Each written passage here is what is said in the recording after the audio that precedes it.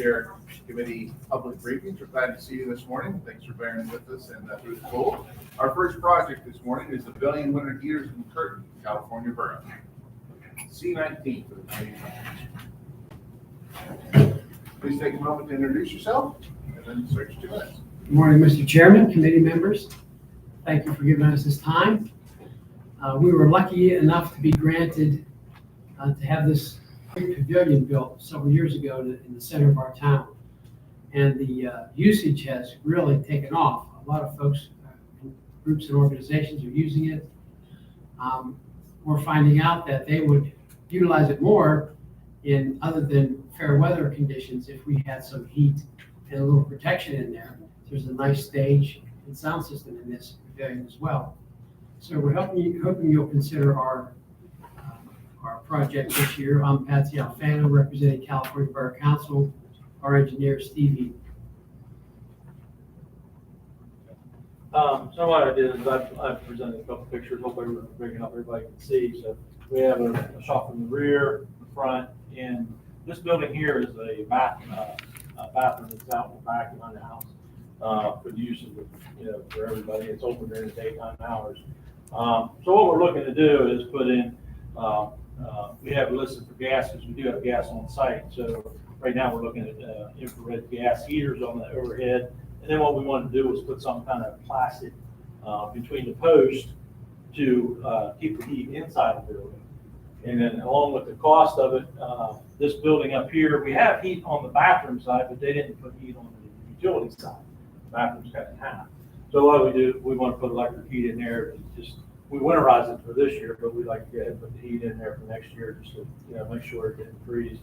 And then also, like Patsy had said, we have a sound system we bring in, portable one, for the use in the stage, but we like to put outlets on every post also. So when stuff in, I'll run extension cords for safety issues. So that's basically what our project contains. We estimate $104,000 to do this. Any questions? What's the size of the pavilion? I don't see it. What is it, 84 by, I think it was 120. We had a hail, everything I kind of remember the number is, we have the roof out for bid right now because of the hailstorm that came through California last February. So we're getting a new roof for the borough building, the pavilion, and one of our pump houses, all the metal covered with roofs. So, And in the wintertime, you use that pavilion with plastic down. we'd like to. Right now, nobody uses it. Well, but I see plastic sheeting on the bottom. Yeah. Well, they're actually hooked across, so we can take it down in the summertime. That's just an example. So, We don't have any. yeah, we haven't won anything yet. I just pulled these off the internet. This is an example. We go between each of the posts. We would get these set up and then be anchored for the wind. And so forth. Now, you said you had gas on the property with wells, or do you have now? No, we have natural gas. We're not using it on here, but it does, I think it's on the alley in the back, so we can bring gas down to it. That's what we'd like to do, but, we do have enough electric power in the building. Electric, but gas, infrared gas, radiation down better. Actually, our biggest event of the year is in the cold. Santa comes in early December, bringing gifts to all the kids, and they sit on his lap, and we have between 140, 150 kids and parents and everyone show up. It does get a little chilly. Any additional questions? I do. Is there a match on your application that says the matching funds are secured, but in the budget, there's no indication of what that match is? We didn't really, at the meeting, they didn't vote on a match, but the borough does have some funds, so depending on what we get from the county, We can provide a match. It's not an issue. Does it cost to rent? It's usually no cost. People have to register ahead of time online, but as long as they're willing to pull the trash, there's no issues. Is there restrooms in that? Is it really enough for you out there? Yeah, there's men and women in the bathroom. The entrance is actually, I should have brought a picture, but it's on the opposite side. That's the door to the building side. And it is all ADA compliant. kit bathroom. The county actually did all that. Any additional thoughts? Thank you. Good to see you this morning. Thanks, folks. Stephen, I think we have you for the next one, the Wilson Road sewer line extension. I'll be here until my approach. Okay. All right, this is D15, the Wilson Road sewer line extension. Yeah, this is in the West Brownsville area. It's part of the Center West Sewer Project we did years ago. So right now the sewer, this is just a big laydown area, but the sewer line stops right in this area now. So everything up along here has it. With the West Brownsville came to the Center West Sewage Authority. Would like to go ahead and sewer all this road. And if you remember, I think it was 2 years ago, I presented this once before. We talked to the water company, you know, if we can get sewer up there, they're still interested in bringing water up through that road. It wouldn't take very much, they have water on both ends, just not in the whole road itself. So we came back to present this project again to see if there was any, if we get interest to bring sewer, just follow the creek down here along the back. I know there's a couple houses being built up in here. They have grinder pumps. This one here has a grinder pump. Actually goes to California. That's the line. So we'd like to go ahead and sewer this. That would make everything up in here, you know, developable for West Brownsville. Where's the Walmart? Walmart is across the road, up in here. Now, that's all over. Because the sewer line crosses, this is where our existing sewer crosses. This is where they were tentatively putting the red lights right here, and then we're gonna put a gas station here at one time. So the sewer line crosses the creek down here and comes up, crosses the road here. So this is the intersection for Walmart right here. Are there any homes up there now that this would pick up? I have 2 houses right here, right now. That's it. There's one way up on the hill up here. He actually flows down to 88 and see over there.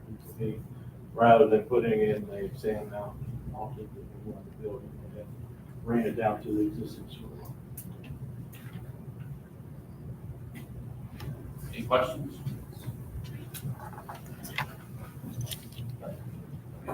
Right, do we have you for the next one, the Victory Park? Actually, I'm a bystander on this. Okay. Good morning, how are you? Good morning, good morning. I'm Cheryl She gave you Matee. some company though. Yeah. Good morning, Cheryl, how are you? Good. Good to see you. I'm the Borough Manager, Secretary, Treasurer at Centerville Borough.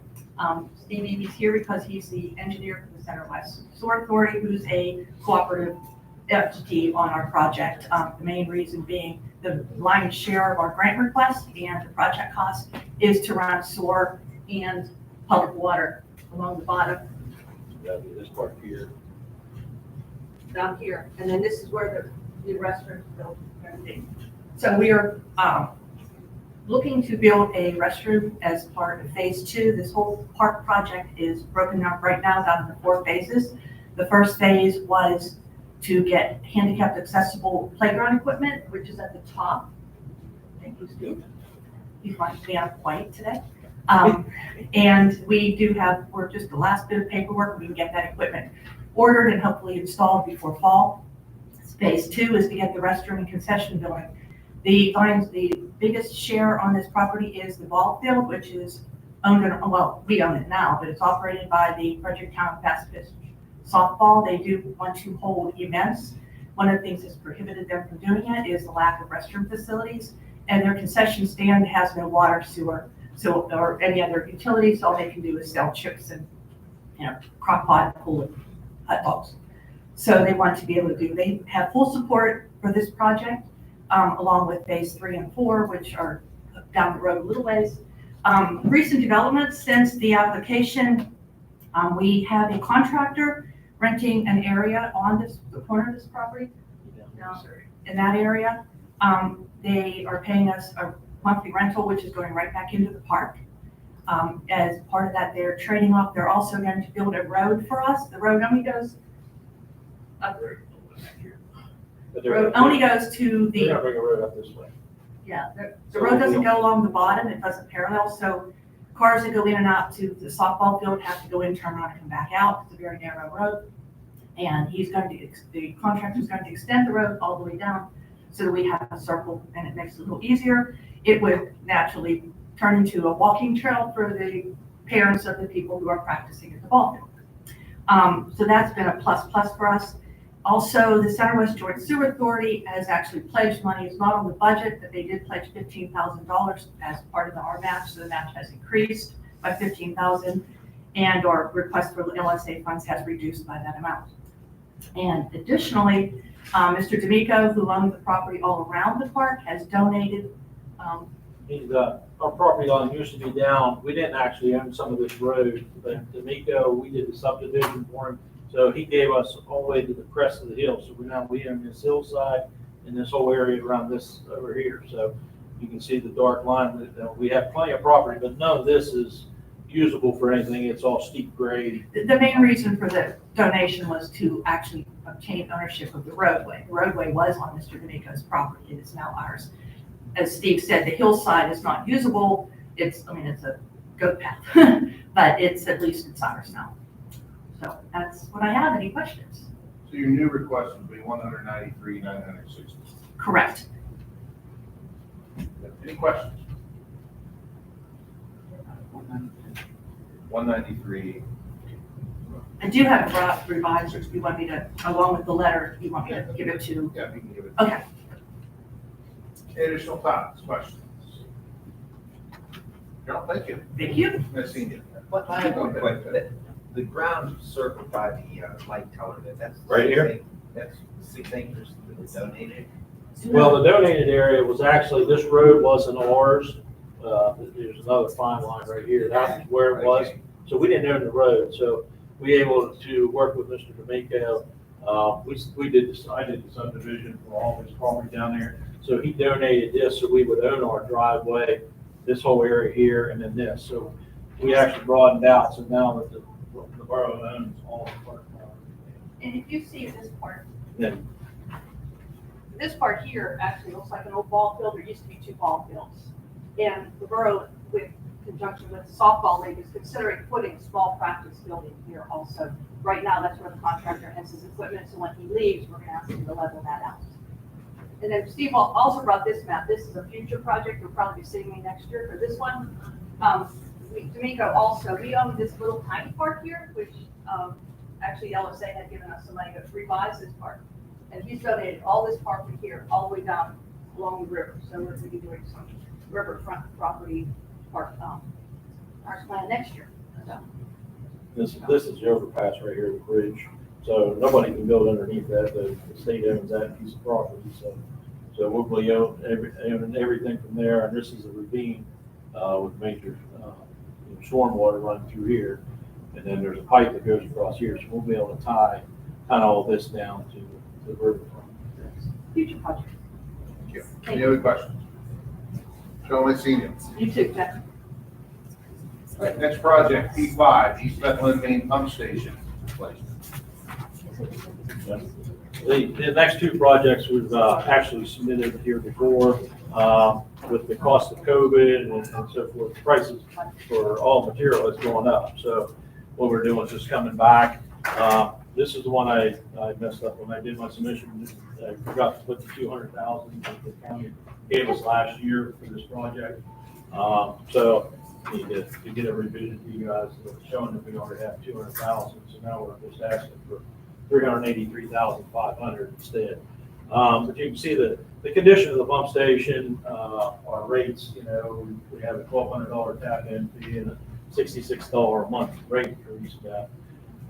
So, we're just, trying to keep the rates low for the people in the community there and go from there. So that's all we're asking for. And it shows, pump station, you've probably seen it's right along 88 down along the river. They've kind of modified this pump station. We're still going with the same manufacturer. So this pump station is like 20-some feet deep. It's all sand. So rather than digging it all down, all you have to do is take 6 feet off the top. There's this joint down there. They can lift this whole upper unit off once you disconnect the force main and the suction lines, and they just drop a new canister right on top. So everything comes in on a tractor trailer.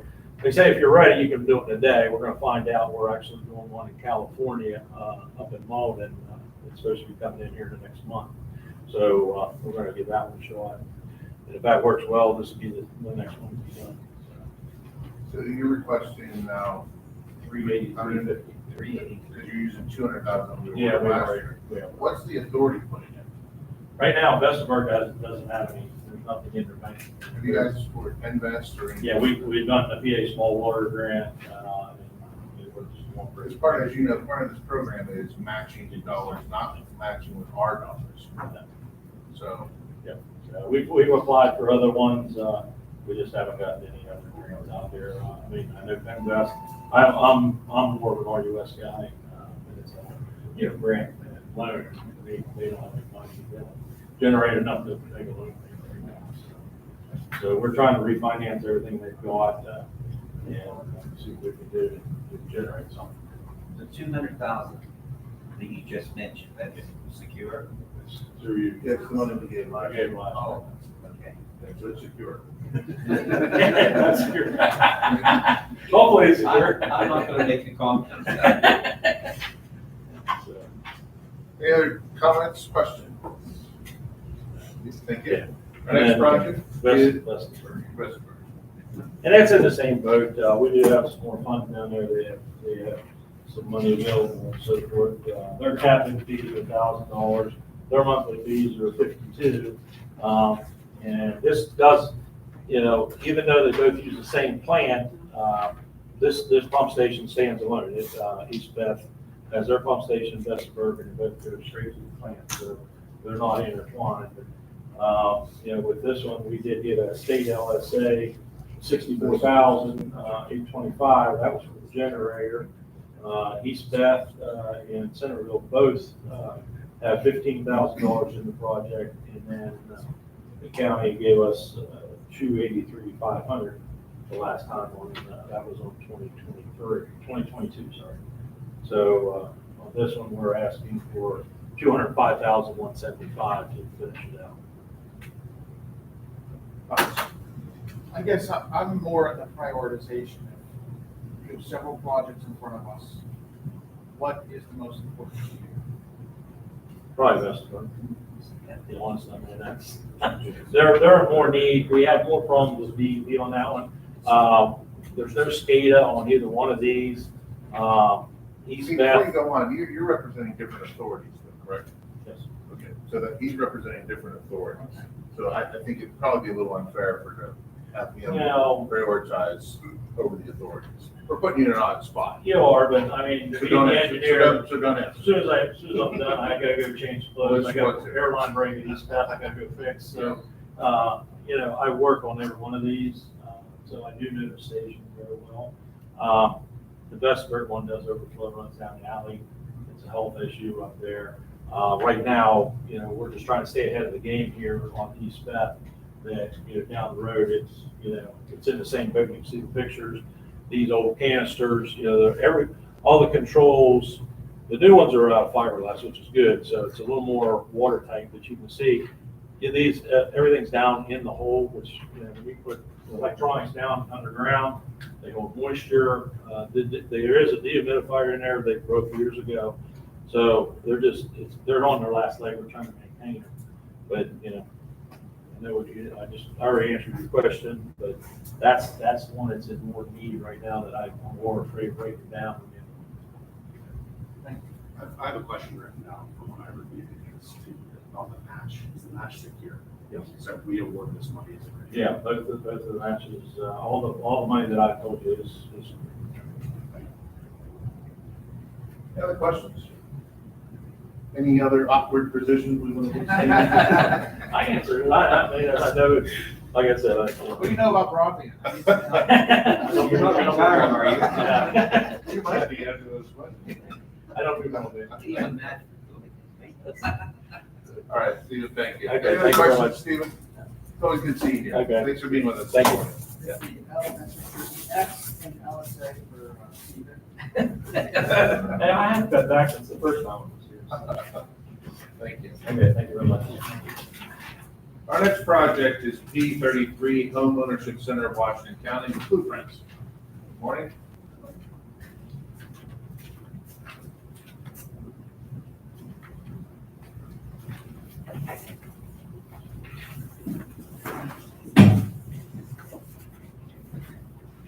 Good morning. Jeff? Good morning. Take a few moments to settle in, introduce yourself.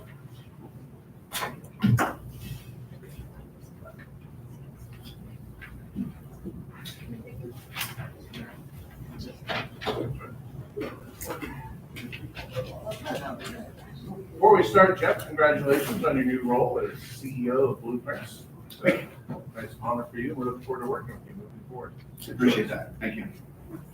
Please take a moment to introduce yourself.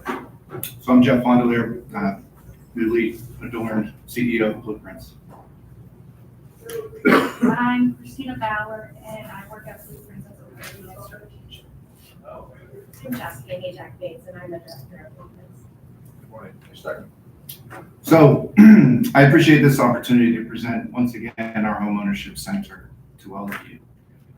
Blueprints is requesting $100,000 in local share funding to continue our work to support Washington County citizens in becoming and remaining homeowners, and as a result, taxpayers.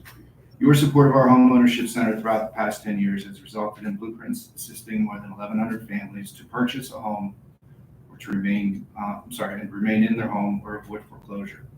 Your investment in Blueprints has resulted in the purchase of 375 homes in Washington County. The average home purchase price this past year made possible by our work was $140,000. To date, the homeownership center has generated $36 million in new mortgage loans, and we've also mitigated a total of 735 foreclosures. Blueprints is not a typical nonprofit. We are a charitable organization, but we're not a charity. We work alongside our families to break barriers and help build their futures. We educate, engage, and coach our participants to help them achieve the goal of self-reliance. Our homeownership center isn't just for families with lower incomes. We're here for anyone living in Washington County. We're here for residents who've lost their jobs and face a mortgage crisis, where they have a payment that's too high for their current income. We work with them to determine what they can afford and contact their mortgage company or bank to negotiate new and acceptable terms. The handout we prepared for you features the story of Christine and her husband, Mason. Through Blueprints Homeownership Center, the Redevelopment Authority, and the Dreamers Company, they will soon become one of the City of Washington's newest homeowners. The handout also focuses on outcomes we commit to achieving with the funding we've requested. I appreciate your time, attention, and continued support of our work. And Jessica and Christina will take all your questions. True CEO. Roll well. Yeah, when you say $36 million in mortgage loans secured, what does that mean? Well, since the LSA has supported the program, that's the total amount, the cumulative amount of mortgage loans that have been received by the people we've worked with.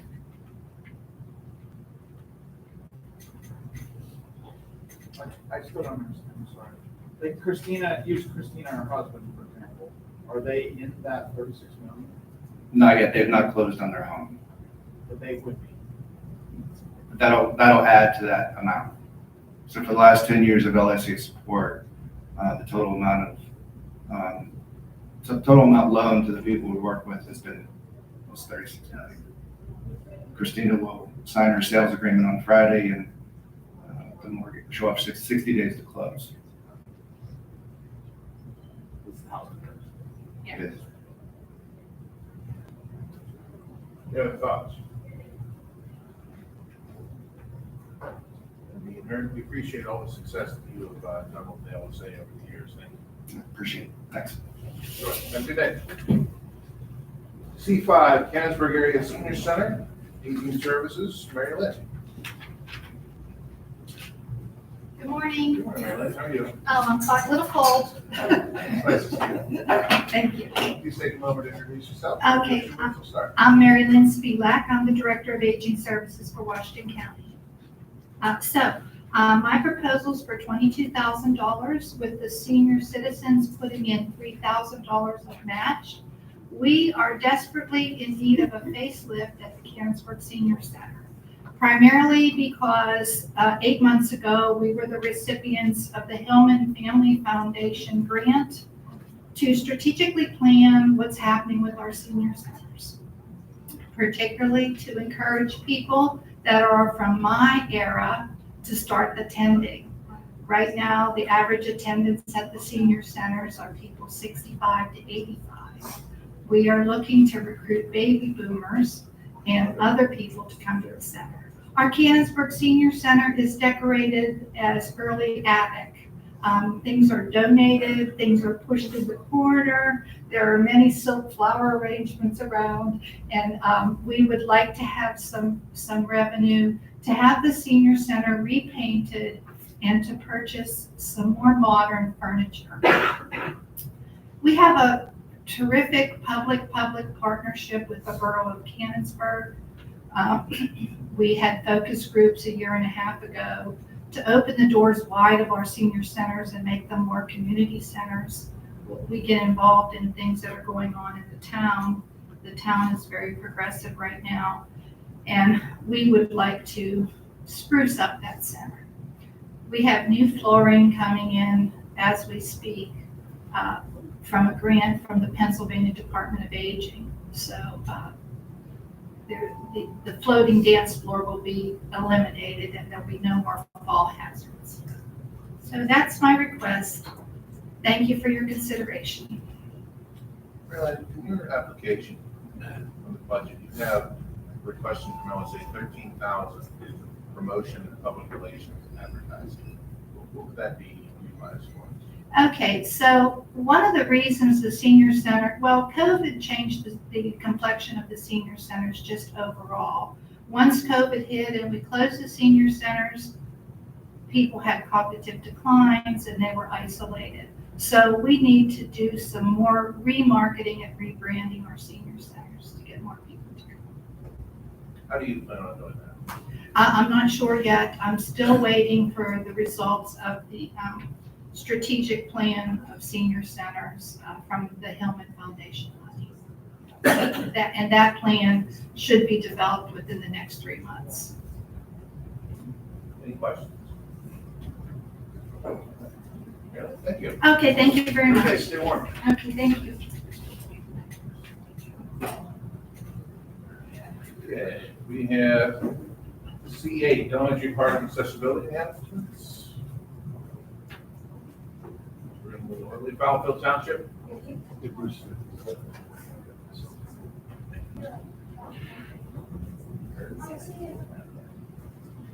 He's coming.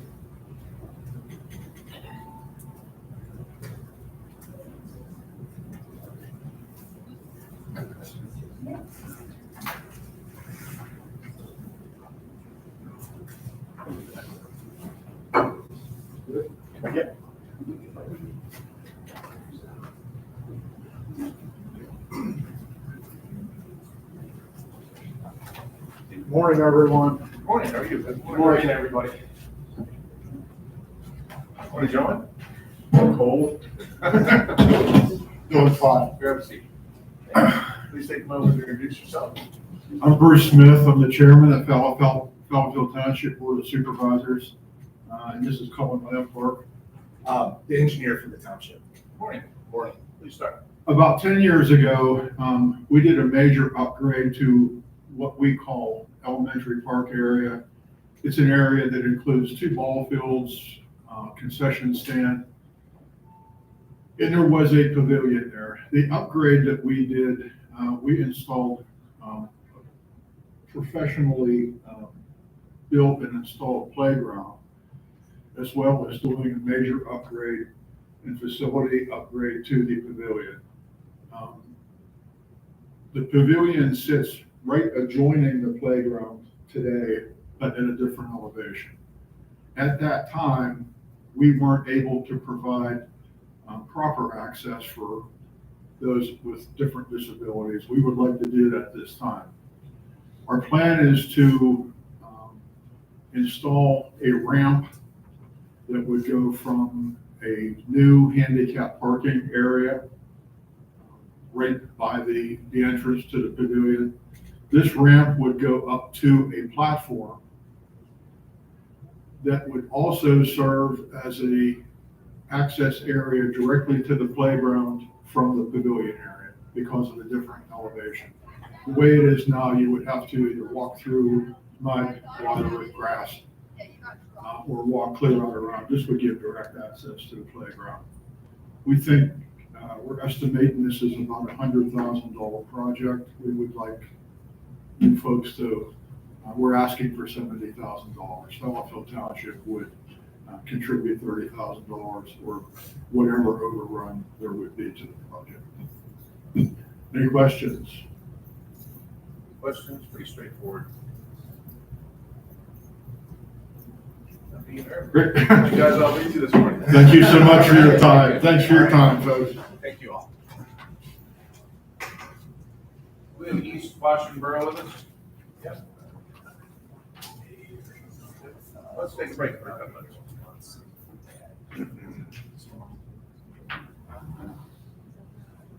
Yep.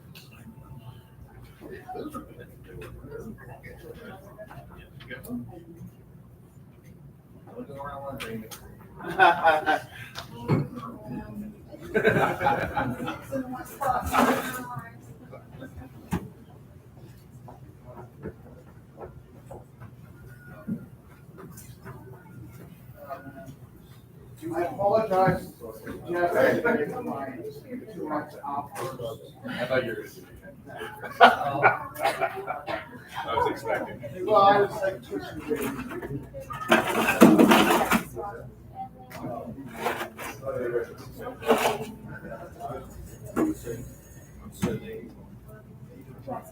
Okay.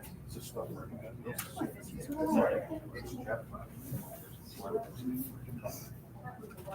Yeah, so. Is that working?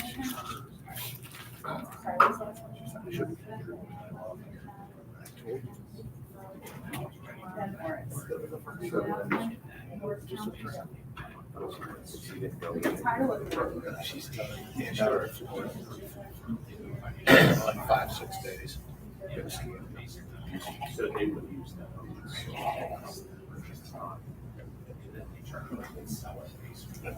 She said no. It is. Yeah. That's not good. They do. Yeah, Karen's gonna show up pretty soon. We're scheduled for 9:50, but we can go earlier, fine. Who cares? Yeah, well. The weather, the cold, I can't start the car.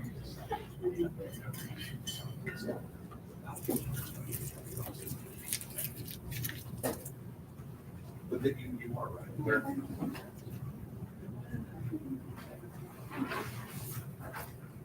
Pretty good about it. Sure. You can see it. No, they are. I like this one.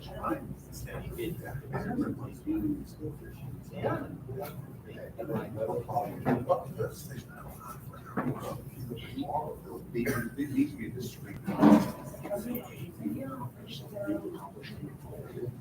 Through the program, not just promotion. That's where my question is. Yeah. Exactly. And that's sort of the. I think. Well, you're asking here, specific to the fire department. It's what we get on the street. Because. I felt bad. I felt bad for the guy that I like. No, but it needs to be said. It needs to be said. Because you have to install right next to the house. And it's so, there's so much redundancy in it. It's just a lot of just. It's a huge drive, specific, it's just a program. It's just a program. Well, I know. I like it. That's like. Before that, shaking hands up.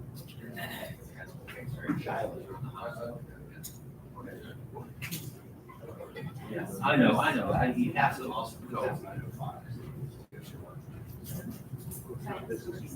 Oh, hi, how are you? Hi, Joy. Hey, I have a friend who accidentally ripped up his wife's registration card. So I just got to know that, I don't know why I did it or whatever. people to pay attention. Can I get these all in? Hello. One information. Let's see, there's just an application really Okay. that you run fill out if it's within. He very much will handle it for us. Yeah, but- any matching funds for this? He gave me the rip-down.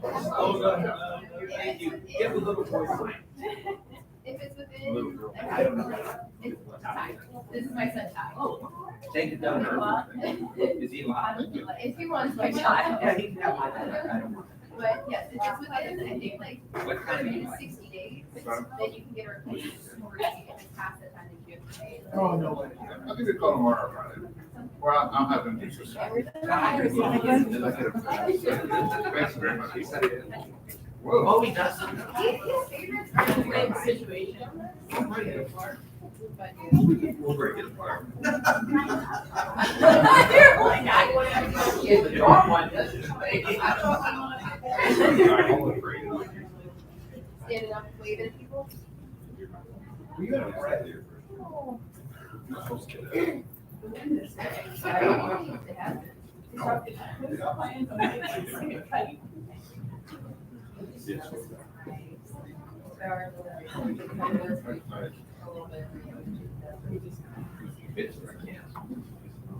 Kind of hoping that. I can barely read. What do I can't see? He'll make it up.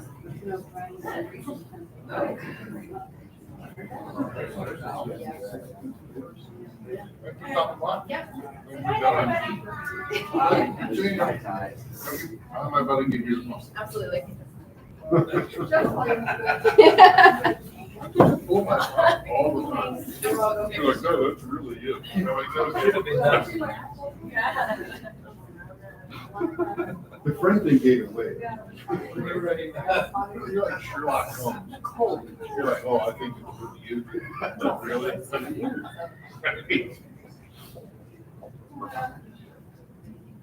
All right, everybody ready again? You got a good one? All right, leaf collection efficiency program, D34, East Washington Borough. Good morning. Again. Morning. Well, thank you. Yeah, please take a seat.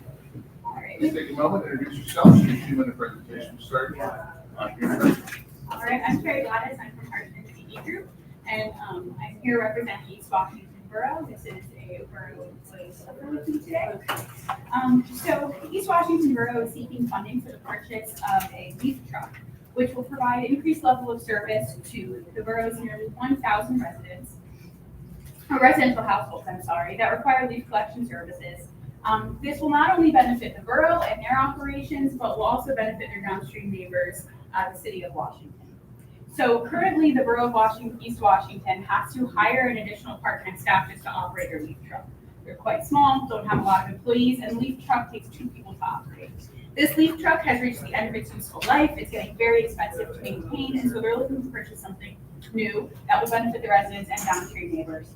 Like we said, they're limited currently because they have to hire an additional employee to operate the leaf truck. The leaf pickup services that they can provide is very limited. This means that more leaf debris is getting blown around, it's clogging storm drains, and that's affecting not only the borough residents, but also the downstream neighbors of the city of Washington. Flooding is an issue in these areas, and that's something that this project will address. Additionally, this will help count towards the borough's MS4 credits that they need to obtain in order to, stay in compliance. This leaf pickup will also enable the collection of debris in more diverse places, including medians, gutters, and storm sewers themselves, so it can be used year-round, not just in the fall as well. The city or the borough is requesting $192,402.90. They have committed match funds in the amount of $21,000 and change, and that's what we have today. We hope that you'll consider this project favorable. Any questions? Ready? It's a big vacuum. It is a big vacuum. Currently, ours is pretty much held together with ratchet straps. No, I'm serious, and it does take multiple people to operate, and, there's a lot of debris in the downstream water, and we're right next to a little economic area that we're trying to also get the debris on. Here's some questions. Okay. Thank you so much. P3 is our next project, is cap sanitary sewer flow reduction, municipal authority with city of Monongahela.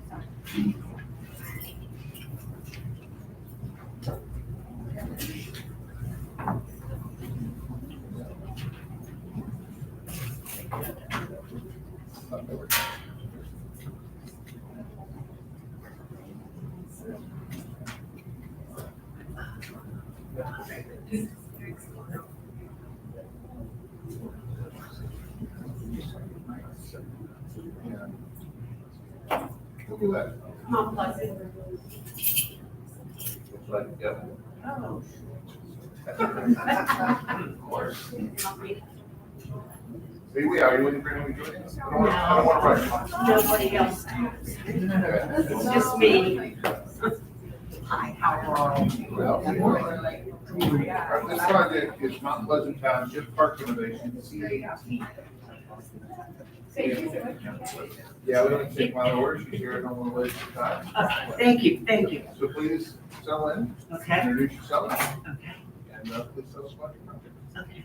I'm Darla Crotch, I'm the manager of Mount Pleasant Township, and we have numerous parks within our area. We have a large park right where our township building is, 2 pavilion rentals, 2 play areas, ball field, pickleball, deck hockey. Then we have 2 parks in Westland, 1 in Southview, and a small, what they call parkette on Belgium Hollow Road in Primrose. Trying to keep all of these numerous parks up to date has been a challenge. We have slowly started doing work, repairing roofs, getting things painted. We would like to do some more things. Our fields need drainage. We would like to update some more of our equipment. So anything that this grant would provide would be put to use right away. Our parks are used a lot. The deck hockey is the thing. They play morning, noon, and night. They line up their trucks and turn the lights on so they can see in the dark. They play in cold. So we are trying to give our residents more opportunities within the park. So that is what we're looking for. Any help that we can get would be greatly appreciated. Any questions? This is something like, I have questions about matching. I'm looking at Mount Pleasant. The Mount Pleasant is getting 490,900 under Act 13. Right. And 60,000 under games. The match is real small on this. Well, we did allocate more. This was submitted before our 24 budget. We did allocate additional funds for our park, upping that to probably about 25% of the project. We use our Act 13 money, which helps fund our police. It has expanded from 5 officers to 6. They've moved into a new facility, which that helped us with. They moved into a brand new facility that we've renovated. So we do use a lot of our Act 13 money towards public safety. We've also expanded our paid firemen to 24/7. So we have 3 full-time firefighters and like 5 part-times to give us 24/7. I think that's pretty rare in rural Washington County. So the Act 13 money goes a lot towards public safety. How much are they giving out of Act 13 to this project for parks? On the parks, it's approximately $50,000 more. We have 32 Well, like I said, now. this, We need more. yeah, this application was in prior to us So finalizing you're the up to budget. 82,000. Yes, Would yes. you be lowering the request then? We could lower that, yes. Yes, we could lower that. Do you have any part as a priority? We have, there's two parks that are a priority. One is our main park at our building, and then the other is at Southview. We would like to totally redo the basketball court. The reason for the question, we don't have. I so understand, much money yes, to pass out. yes. Yeah, so the big thing at Southview, besides the ball field, which we just acquired, and last year put $60,000 into it, the next big thing at the Southview Park is basketball. And so we'd really like to update the basketball court. Yeah. What kind of estimate on the cost of those two? I know this is an estimate. That's what, the basketball court, our Public Works Department has said that they could actually repave it. So we just have the cost of the asphalt, which will probably, I'm a bad guess, but everything goes up. I'm gonna say 10 grand, for the actual asphalt, for that. So, The other part. and the other park is, our main park there at the building. And we would like to, do some upgrading to the sidewalks. They're old, to make it a little more accessible for the handicap. And we'd like to put in a couple more pieces of playground equipment. Because Southview and the one at the building are the ones used the most and the most rented for graduation parties and things like that. So we want to concentrate on those two first, and then we'll move, to the other two. Thank you. Any additional questions? Being here, Carla, nice to see you. Nice to see you. Thanks for Thank being you. with us today. Sure. It was cold out It was cold in here until 2 hours ago. Do we have the municipal authority to City Monongahela with us? Okay. Thank you, Carlos. there. Thank you. Have a good day.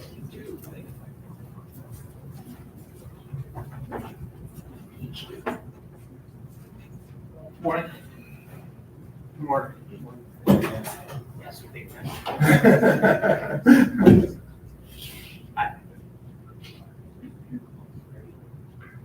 B3. B3, we're talking about the CAP sanitary sewer flow reduction and repair project. City of Monongahela. Morning. Please take a moment to introduce yourself. James Roberts, Municipal Authority Manager. Colin Lampart with Hatcham, the engineer for the authority. Right. Thank you all. Like a lot of other folks you're probably gonna hear today, when we have wet weather, it leads to an excess of flows at our treatment plant. These flows create additional costs for us to treat, more chemicals, more time running pumps, and in turn, higher rates for our ratepayers. We also, a couple of years ago, entered into a corrective action plan with the Department of Environmental Protection as a response to some hydraulic overload in the wellhead. As part of this corrective action plan, we've been taking a more proactive approach, inspecting all of our sewers and addressing areas where there's inflow and infiltration. If you recall, last year, we were here and we presented a project where we inspected our interceptor sewers and repaired those by pulling a fancy sock through the pipe, inflating it, and hardening it in the pipe to structurally repair the pipe and stop the inflow. This year, we're going to focus on manholes. That's also part of our corrective action plan. Manholes can also be a point source for inflow and infiltration. We have 41 manholes that are in the railroad right away. These are very difficult for the authority to go in and access and inspect because they require special insurance, flaggers, a lot of additional costs and things that frankly we're just not equipped to deal with. So we would like to put a contract together to inspect these 41 manholes and repair them. These get parged with an epoxy. There's a before and after, before to the left, after to the right, that would show an old brick manhole like we would have, and then a repaired manhole. They're not all going to get relined or structurally repaired, but the ones that are the worst. The benefits that we would achieve by doing this project, reduce our inflow and infiltration, reduce our operating costs, and in turn reduce costs to the ratepayers. And would also fulfill regulatory requirements with DEP. We're estimating this project would cost about $170,000. Our local match would be $50,000. We're requesting $120,000 from LSA. The question I have, you said you have not done the inspections. So for these manholes, no, we have not. Any additional questions? Gentlemen, thank you. Thank you. All right, thank Stay you. warm. Yep. Buffalo Township, the Clark Road Bridge Replacement Project P26.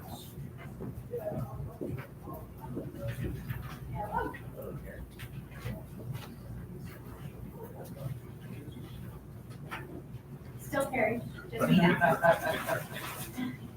The joke will be less funny on the 15th. Alright. So this time I'm up here presenting on behalf of Buffalo Township, another one of our clients. They're seeking $117,200 from the LSA board for their Clark Road Bridge Replacement Project. The township is offering up a 20% match for this project. So obviously, as you can see from these pictures, Clark Road Bridge has undergone some just wear and tear and severe degradation. It's to the point where it's quite a safety concern. And then there was actually a traffic accident on the bridge, which damaged additionally one of the head walls. Since these photos have been taken, the township has taken steps to remediate the issue and make it safe for passage, but in a sort of ad hoc way. Clearly, this bridge needs some help, greater than what their road crew can provide. Clark Road, just want to say, is actually a main north-south artery in the township, connecting the township citizens to Route 40 and Route 221. So this isn't just some rural road that's not used very often because we close it down. This is a main artery through the township. It's very important, and it's extremely important for emergency vehicles as well. It's how they access a lot of portions of the township.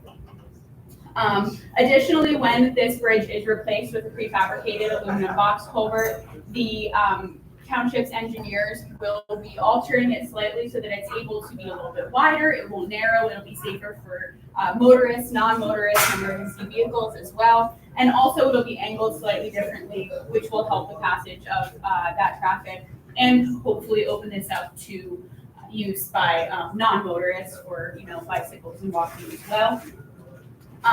It's such an extremely important throughway in the township. The comprehensive plan actually identified this road specifically as a priority asset of the township because of its vital role in connecting rural citizens to highways and important resources. So we hope that you will consider this project favorably as well today. What's the strategy if we can't? They're going. It looks bad. It is bad, yeah. They're going to scrape and do everything they can. They have also applied for multimodal. They have also applied for state LSA. They're doing their best to go ahead and get funding from wherever they can and hold the bridge together as long as they can until some funding is secured. Would this qualify? We did apply for it, but because it's not dirt gravel, it hasn't been approved for the low volume as of this week. Any additional questions? Thank See you. you around. I'll be back. E3, the Ignite Business Incubator, Washington Jefferson College.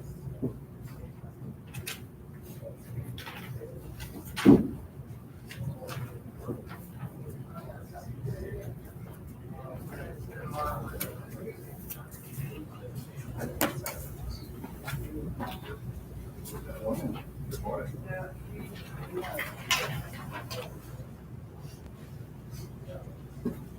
Good to see you both. Good morning. Please take a moment to introduce yourself and settle in, and please make the presentation.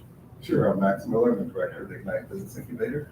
Christy Johnson, the operations manager at Ignite. Good morning to you. Good morning. You start. All right, well, it's great to see everyone again. We're here with good news. The momentum continues. We're well over 275 companies now have been served the incubator with a solid path to at least 400 plus. Strategy that we implemented in the very beginning is holding true, which is around engagement, programming, and sustainability.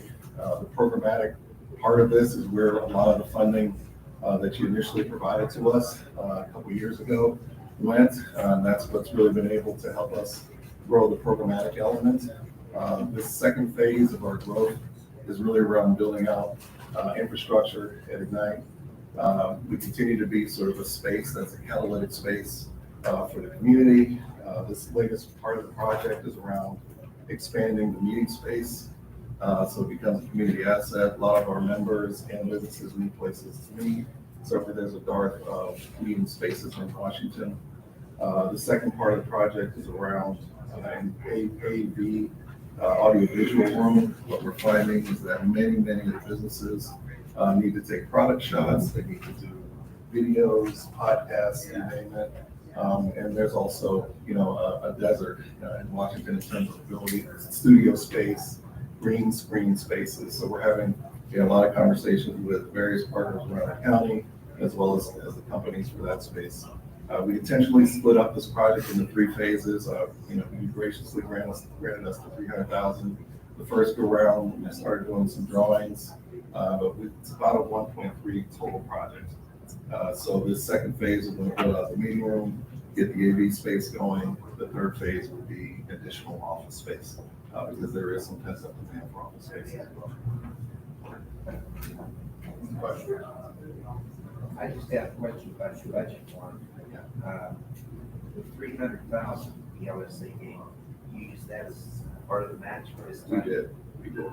We always looked at it as incremental.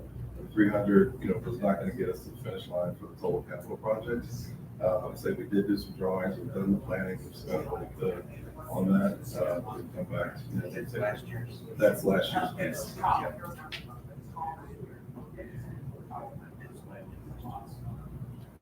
Yeah. Any other questions? I like your chart about 15%. Yes, absolutely. Any other questions?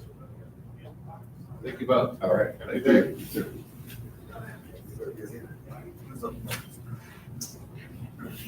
Carroll Township Authority.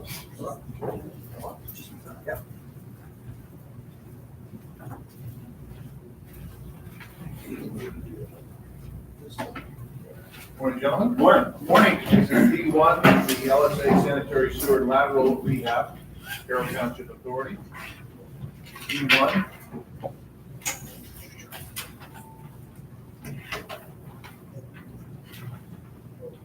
Gentlemen, please take a few moments to introduce yourself and start the presentation. Good morning, everybody. I'm Ken Hillman, Chairman of the Carroll Township Sewage Authority and the Chairman of the Carroll Township Board of Supervisors.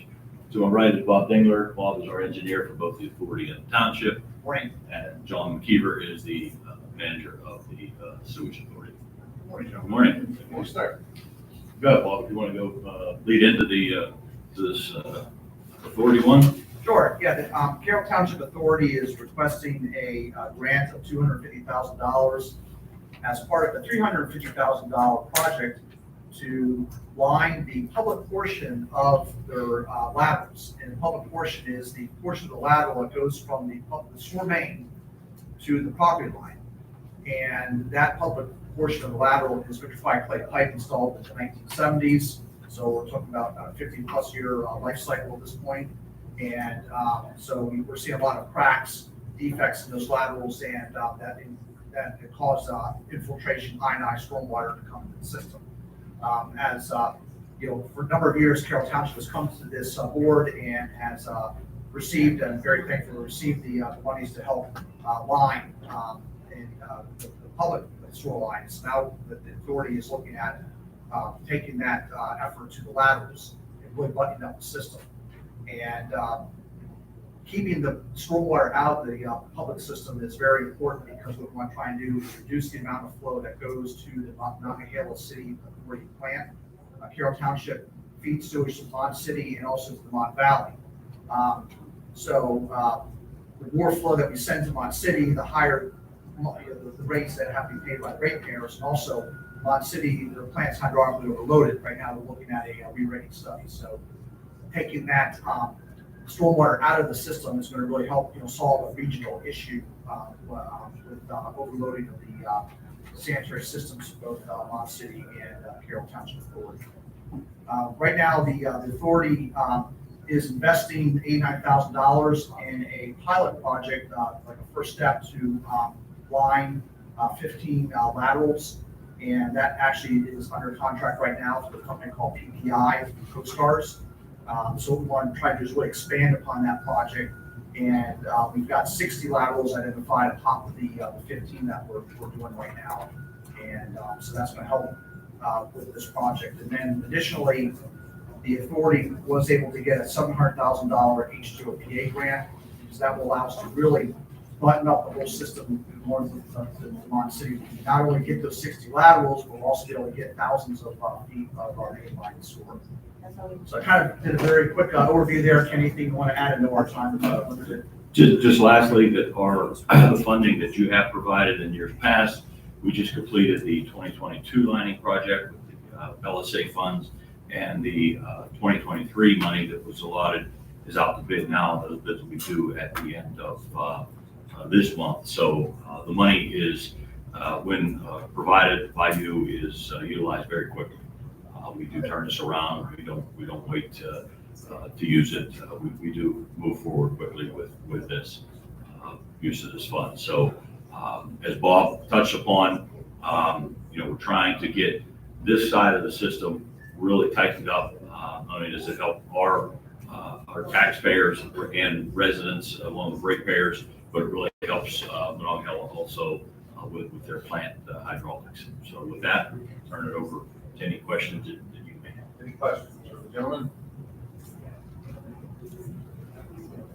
What's that? Wow. I guess it doesn't look very official. That's the point. Yeah, it's the point. It's like the band. It's like the whole thing. That's Any questions? Now, I believe we have you for our next project, which is the storm sewer cleaning and televising. Yes, this is for the township itself.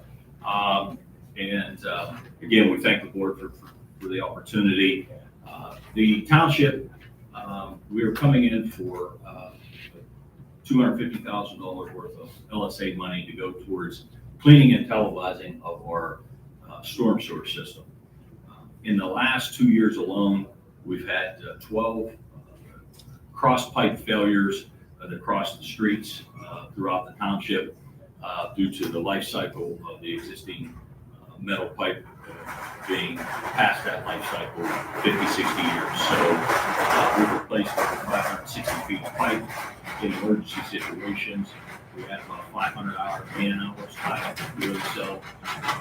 So the intent with this is to start a cleaning and televising to get an overview of the entire storm sewer system within the township and begin a comprehensive capital improvement program to hopefully be able to line these storm sewers versus having to actually dig them up or replace them before they become a hazard to the motorists. Lining, we did do one section here off of Craven Drive this summer. It was a little over 100 feet. It actually went between two homes. And so had we had to excavate that and replace it, it would have been an easy $50,000 job. We were able to line that whole section for about $15,000. So the intent is, if we can identify our storm sewer needs, then go ahead and start a capital project to line those ones that can be saved and better prepare for any that we do need to excavate and totally replace versus doing on an emergency basis with our crews. So that's really what that project pertains. Questions? Or priority on this? I assume it's the first one. Well, okay, actually, they're equally priorities because the township, even though we're all one entity, we're really, they're equal in that, not every township resident is a ratepayer because not everybody has sewage. And so therefore, we'd ask they be treated equally. I can't stand up here and say, hey, I want one over the other. I prefer, they're treated equally. Great answer.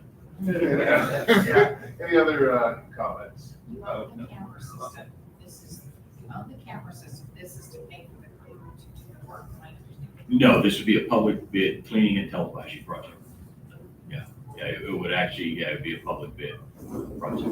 I just saw it says temporary work. Well, it would be temporary in the sense that Temporary workers.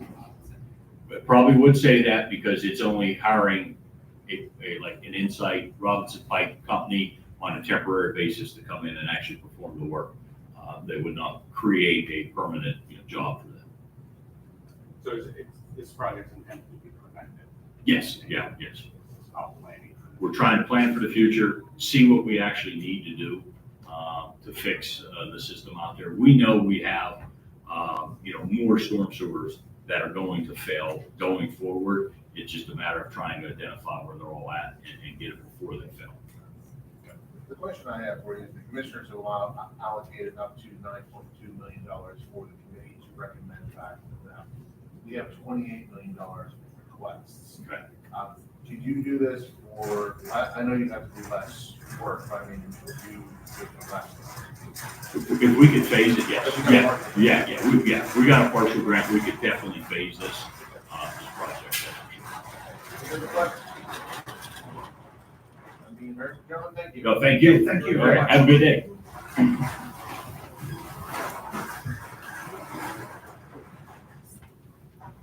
Next project is P31, Gunny's Ridge Veteran and First Responder Mission.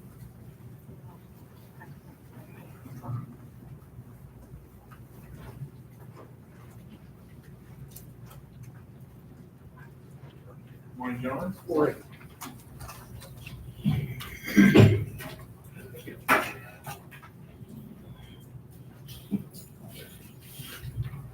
Please take a moment to introduce yourself and then we'll start the minutes. Good morning, my name is Mike Snyder. I'm the president of Gunny's Ridge. I'm a retired 30-year U.S. Army veteran and also a retired law enforcement officer. My name is Tim Mott. I am a retired Pennsylvania State Trooper, 25 years. Also have 25 years in the Pennsylvania Army and Air National Guard and 2 tours of Iraq. Morning. Morning. For your service. Thank you. Yes, sir. So Gunny's Ridge, we have currently 101 acres out in Hanover Township, and we're looking to develop. Gunny's Ridge is a nonprofit whose main purpose is to provide a natural and private environment for veterans and first responders to come participate in various activities, recreational, educational, physical programs. Our main aim is to help veterans and first responders that are exposed to traumas throughout their careers, throughout their time in service to the communities. And, those programs are skill development like woodworking, beekeeping, sustainable agriculture. We have team building programs or team building leadership type of activities, military orienteering. We currently have a canine service dog program up and running. We have 14 dogs and students enrolled. We also have a partner in LSA Memories in the Making, which is the equine therapy program. And then we also are partnered with Adventures in Training with a Purpose, Mr. John Cole, his organization, and Dr. Timothy Murphy and his program For This Future. We all work together in helping veterans and first responders cope with anything from PTSD to physical injuries to help reorient from the community. Basically, we're here before you today to ask for money because we need a building to facilitate the programs that we're doing. We want to build a barn dominium, basically a large barn type structure.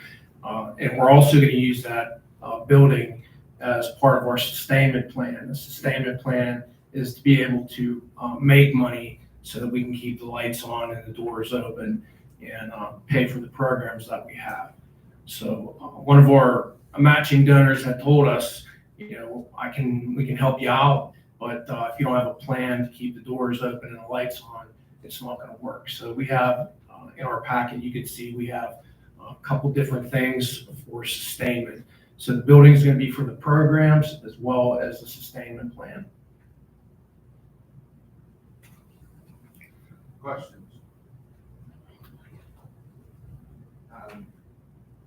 In your application, you lease the land, how long is the lease? 50 years. 50 years. Yes, sir. So the land is owned by, It's owned by me.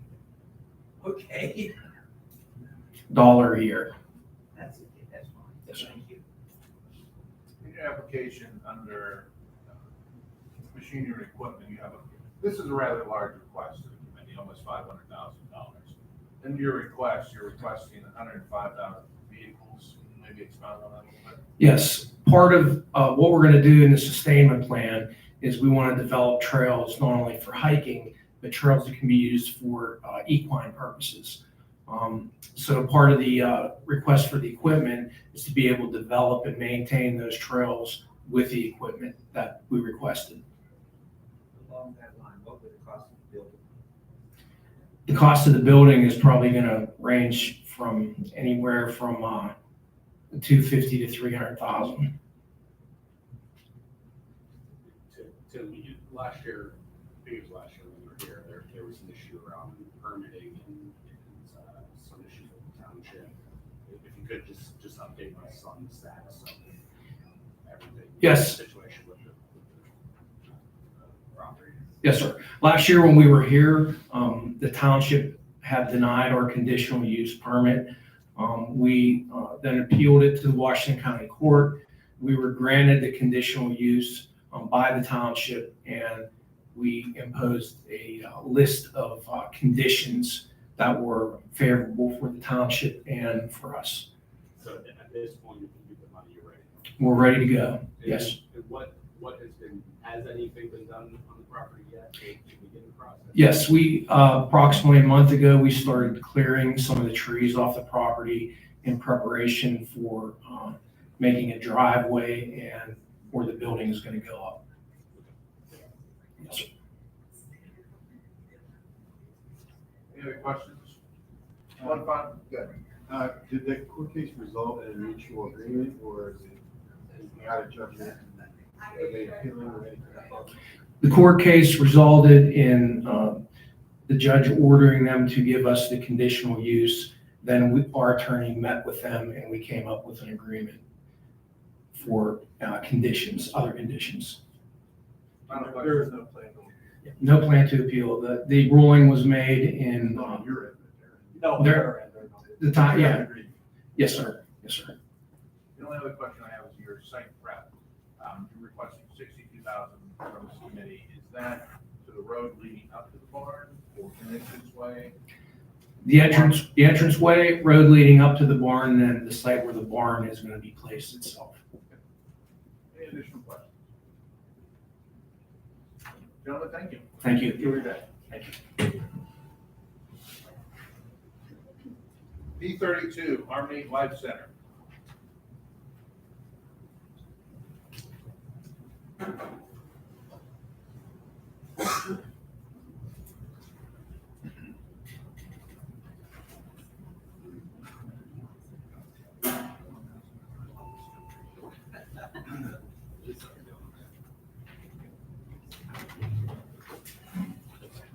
Good morning. Good morning. How are you? Good. Great to see you. Good morning. Good morning. Take a moment to settle in. Please take a moment to introduce yourself. Hey, good morning, everybody. My name is Karen Bennett, and I am the president of the board of the Harmony Life Center. My name is Tim Grealish, and I am on the board of directors for Harmony Life Center. Brian Gorman, I'm the secretary of Harmony Life Center. You have a few minutes. Please Okay. You have some bullets in front of you. I'm not going to go over all those bullets, but I do want to do an introduction And from 2015 through 2021, Washington County, PA was known nationally for the serious drug problem in our community. Washington County was the subject of several WQAP documentaries addressing the Southwest region's drug problems, as well as in national newspapers around the nation. Through the Washington County community trauma of the much publicized drug use, stakeholders, people, families, and the community came together with the help of federal, state programs and their dollars to address the three prongs of substance abuse. And prevention and treatment. There's been a lot of money in the past put into prevention and treatment. Recovery programs were left to the fall as it may, relying on the 12-step AA and NA programs. The past few years have brought changes federally, state, and locally in addressing the importance of recovery and a recovery-oriented system of change. Washington County is now known around the region for its recovery, and Harmony Life Center is a 501c3 who, and we are going for certification to become a recovery community organization, which you can read about in the bullets. A couple of bullets that I would like to highlight on is that we are working on a website update through a grant from Washington County Community Foundation, which we would like to add to our match to our project. It's $10,000. So hopefully in the next few months, we'll have a new website. Another bullet that I would like to emphasize is a specific gap in recovery service that we feel needs addressed and want to offer because of the requests for help that we get or the needs of families living with substance abuse disorder and parents who have lost a child and are raising their grandchildren. We currently run a support grief group for the latter. We are requesting money from the LSA to begin our journey of reestablishing our facility, which we have shuttered because of black mold spores, and to reestablish our facility and programming to the community. So the next bullet in terms of our request to your organization, we are not going to be asking for the rent as appears in the project, as we have found another source that will supply us with the rent that we need for several years to get started. I just also want to say that we are a volunteer staff at this point, and all of our staffing is volunteer. We have no hard paid staff except for a facility manager that works very, very part-time. We do our own fundraising and grant writing and have little money, but no personnel to go out and compete with other entities for larger dollars. And if you look at page 3, you will see other sources that we have and are going after for private-public partnership and for grant dollars. And now I'm going to turn it over to Tim Greeley. She's going to talk a little bit about recovery. If you don't mind, you're actually over your time limit, so if you could just give us a brief synopsis. Studies have maintained that out of all the people that go to 90 AA and NA meetings in the first 90 days after they leave treatment, at the end of 1 year, 87% are still clean and sober. That's the whole Harmony Life Center is trying to fund. You know, we've got 35 to 40 meetings a week, and we've got 1,000 people in a month coming through our doors before the mold. In order to help not go to more funerals for overdoses, we need to open up. We need to reopen. We need all our equipment was destroyed by black mold. It was just disgusting. We need a full-time person to run the place. We need marketing people to go out to the rehabs to continue our partnerships with them, all in an effort to make sure these people that are new in recovery get what they need. And what they need is the meetings, and we provide the meetings. And I am suffering from a little Steelers depression, so I'm sorry if I sound a little down. The $300,000 you're requesting, what would that be used for? Well, the $300,000 that we were requesting was going to be used for furniture, equipment, tech, things like that. And then we had asked for money for the rent, and we have not found another source for that. So what is your revised request? Our revised request would be,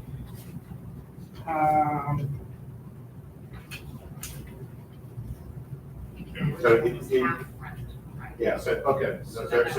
your application it says 130,500 for space, 169,500 for furniture officer. okay, so it'd be the 169. Yes. Thank you. The stuff with this that was damaged, did you have insurance on that or? We had $5,000 renter's insurance, and the $5,000 went to demo, get our contents out of the space. It cost $7,000 to get this. Yeah, make no mistake, it was so bad in there, we had to wear face coverings and hazmat suits just to go in and out of there. The mold was everywhere. And it's still just being demoed. Did that happen in a short period of time? How, Well, we because you were in the space utilizing? There was a space back in the corner that we reported to the landlord about a year ago that we felt was mold. He said, no, it's not mold. And He came in with a spray bottle and went like this, mold solved. so We brought him in a number of times, he continued to look at it and deny that there was a problem until it was everywhere. It did manifest and spread very quickly. We've been in there, and then within 2-3 weeks, it really spread. I was amazed. I don't have that much experience with mold, but for it to be non-visible and then visible in so many different spaces and offices was surprising. Ceilings, floors, under the carpets, desks, computers, TV screens, you name it, there was mold everywhere.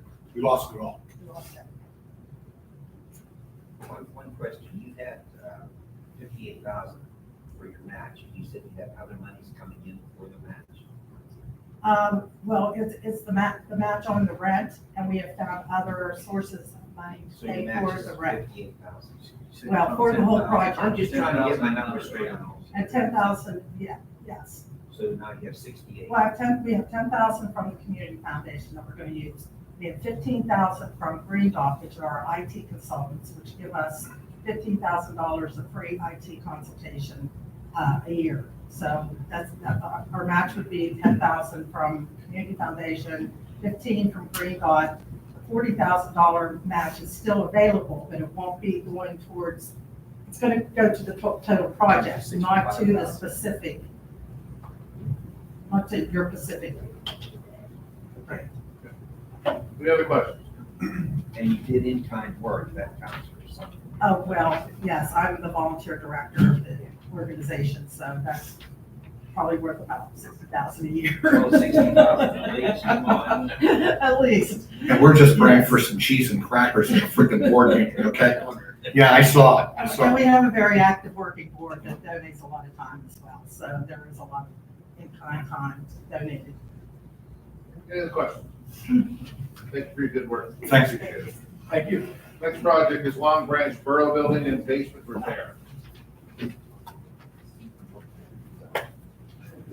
C14.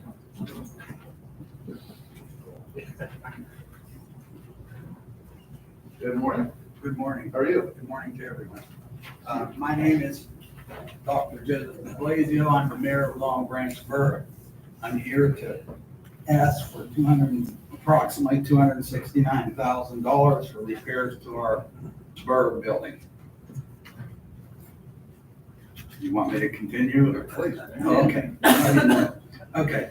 Our borough building, I submitted pictures. I don't know if everybody got them to see. The wall, that building is like built in the late 1800s. It was a 2-room schoolhouse, which we have been refurbishing all along, investing money as we could to try to make it half decent and so on. There was no water, because we do not have city water. So we got a grant to put in a cistern, put indoor water, put an indoor bathroom, we paneled the walls. It's all enumerated in my explanation. What has happened, however, is the foundation was built of rock. The rock are collapsing because of the age. And what's happening is, as you can see in the pictures, the basement wall is ready to go. We've had people look at it and they're saying, hey, you're looking at an accident we're waiting to happen. So we finally got a contractor in, and I finally was able to get stuff together to try to get a grant, which is a very large grant. I understand that. You people have, I wouldn't want to be in your shoes to try to decide who gets what, whatever. But without that money, our borough, we cannot we cannot repair that building, $269,000. We're a small community, between 450 and 500. We've got an old borough truck, a 2007 that we use to do the roads. We've got all part-time workers. We got a 1973 backhoe that is, every time you turn around, you gotta repair it. So we're putting in a lot of money just in trying to maintain our borough as it is. To try to do this repair, it would be impossible. And so that's why I applied for the grant. That's why I took the pictures to try to show you how the wall was collapsing. The contractors looked at it and just shook their heads and said, yeah, you guys better say a prayer every time you go into this building. So that's what we're after, in hopes that we can get, the borough has set aside $20,000, which is most we can set aside towards this repair. If we could get the additional approximately $69,765, that would put us in business. We've had 3 estimates. The lowest one was, I think, 289 or somewhere. It's written down on there, okay? And then there's 300 and some thousands, because they have to really excavate all the way around the building to try to get equipment in there to, the basement floor is dirt, mud. And when it rains, water comes in, it seeps in through those rock and everything. And it's a seep down there. And there's all kind of varmints that come in here, and our borough worker, believe me, he's busted his butt trying to patch here and patch there to try to salvage what we have. And through his efforts, that's why we are where we are, as far as it hasn't happened sooner. So we're here begging for that money if we can get it. Is this used as a polling place? It's used as a polling place, it's used as a community center, it's used for all the offices of the borough, the police. We don't have police, we contract for police, secretary, treasurer, mayor, council chambers, and so on and so forth. It's very important. Without that building, I don't know how we can do this. Okay. Any questions for the committee? I just have a comment. He used his gaming and Act 13 money for the dispatch. I like that idea. It is a community center. I did. Yeah. Thank you. Has an engineer accompanied any of the contractors that came in and looked at it? It just, I'm sorry? has an engineer taken a look at this? No, we didn't bring, that would be additional expense. Okay, so we brought in 3 good contractors, and believe me, I've been around building and construction all my life, so I understand. Well, I guess my question was. They're not blowing if the smoke. contractors. What I'm saying is had they're not any blowing engineering- smoke. Yeah. I guess my question is, if any of the contracting companies had an engineer accompany them, just looking to see if. No, they could have had an engineer advise them. I do not know, okay? With the pictures that you got, they had as well. Okay. So I don't, that's something I couldn't do. Any additional questions? Thank you very much. Stay warm and enjoy your day. Yeah. C30, sod grant application, the Washington Business District Authority.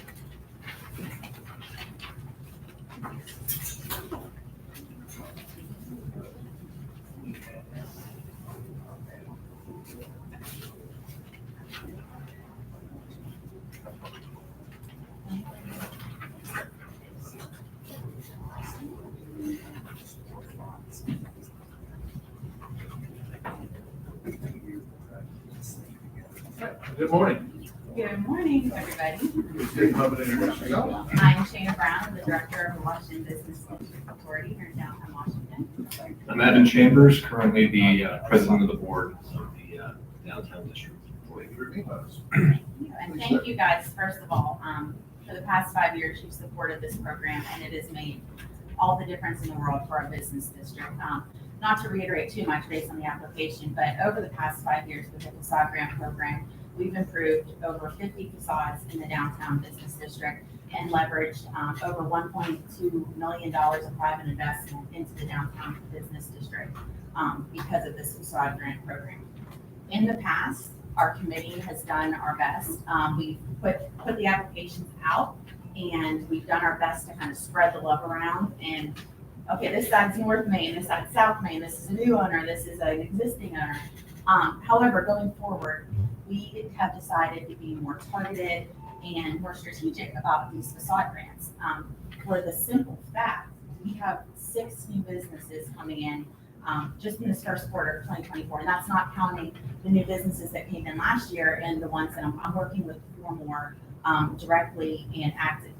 So we have a ton of new businesses coming in, and this facade grant program has really acted as an incentive to get these new businesses coming in, and also a leg up. I mean, as we all know, starting a new business is often expensive, and if there's something that we can do to help, this has made all the difference in the world for our new businesses. So we would love to continue it, and as you can flip through the little packet there, another thing that has happened just recently is we are getting private investments based solely on these incentives and on these initiatives that we're taking. So if you see the first page, that is the current facade of Pine Avenue, AKA President's Pathway, which is something that we're trying to implement and work on. We had a private investor come and buy those buildings based on that information and based on the fact that there would be facade grant improvement money for him to do this. Now, this is an over $200,000 project that a private investor, based on everything we're doing, has come in and bought these properties based on that information and based on all of our incentives. So that's really huge for us. We're very, very excited about it. It's been wonderful to work with. So again, if awarded the facade grant, if we're able to continue the program, we would like to be more targeted, make a priority for new businesses coming in, while also supporting huge projects like this. Questions, thoughts? In your budget form, you have $30,000, and then you say it's not secured. Where does the 30 come from? The owners have to. Is that what it is? Absolutely, it's a Then it should be a 20%. yes instead of a no. I don't want to speak for the Yeah. because we haven't awarded it yet. But yes, that is absolutely in the application, and they have to sign the terms and conditions, of course. So they do have to put up 20%. Yes, they have a 20% match requirement. Any other comments?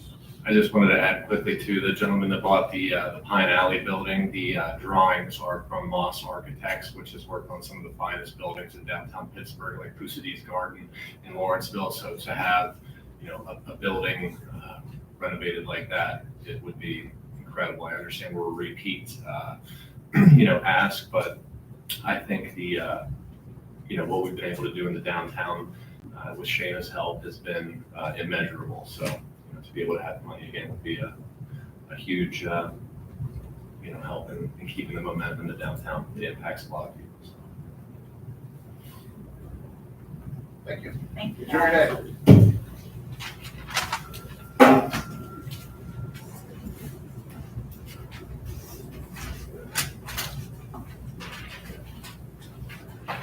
Our next project is P39 Penn Highlands Mon Valley Emergency Department Weapons Detector, Penn Highlands Mon Valley. I'm going to turn the chair over to Representative Neal, as I am on the board for the hospital.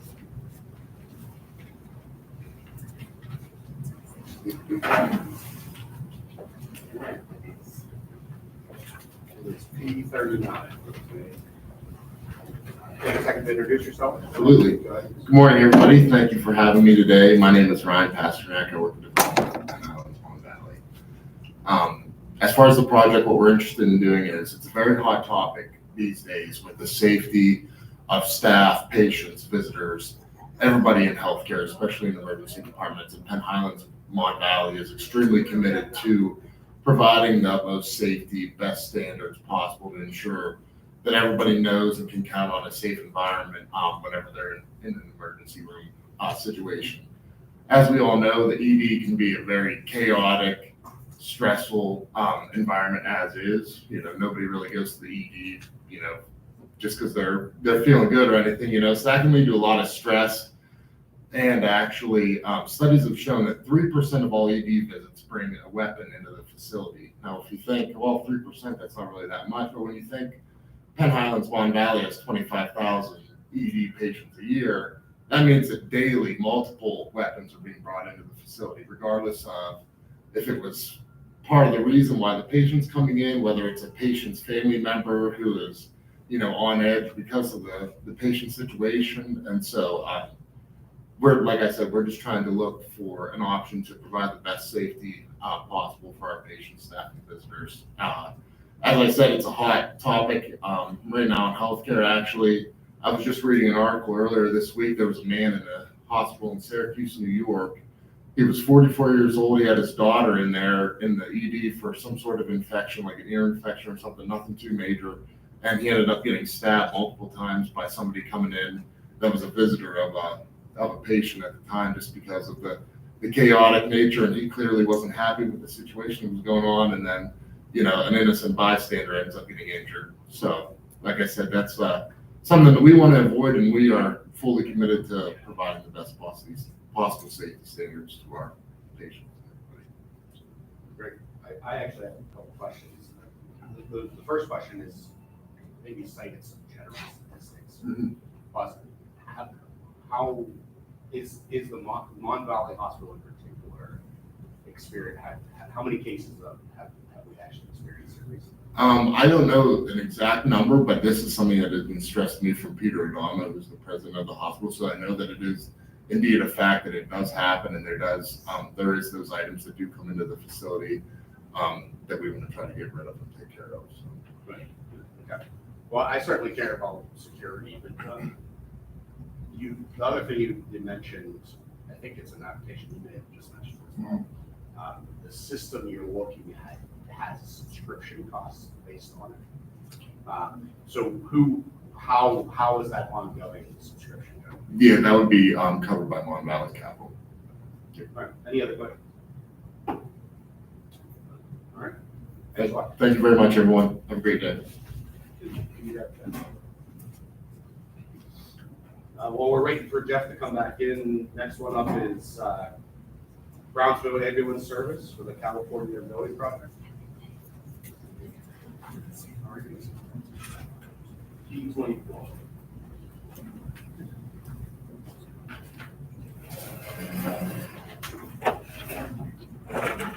Why don't you just take a second to introduce yourself and you can get started. Sharon Nicholson, I am a director of the ambulance service.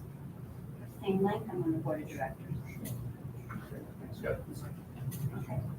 We're here today to represent the Washington County station of Brownsville Ambulance. We serve both counties. In Washington County, we carry 58.17 square miles. It's 9 municipalities. 8 of those are considered rural, so we have quite a mileage difference when we're traveling from our station in California. The population is 15,375. Last year, we responded to 2,336 calls, and that's 72.8% of all of our call volume, which means that most of our calls are coming out of that California station. The reason we're here is that our station is in downtown California, sits on a dead-end road with no parking. All our emergency calls have to come through the downtown section, which is traffic, pedestrian congestion. We have Cowview that sits right close to us, and so it's a potential hazard coming through that downtown area. So what we want to do is move to a more centrally located location, more importantly, to be able to reach our patients that need us in a more of a quicker response time. We have set up monies aside to purchase property. Cowview, Penn West Cowview, SAI has agreed to send section off partial of their land out on Malden Road, which gives us better access to all of our areas and major highway there on Route 43. Most of us go to Mon Valley Hospital, so that's a better access for us. We hope that our station that we have is in dire need of repairs. We cannot keep up. It's taking a hit to our budgets. We have put it up for sale. Most of this has fallen through because of the repairs and stuff that needs done. So we're hoping that with the grant money, we can build a better station, not only for our people, but for other people in the community.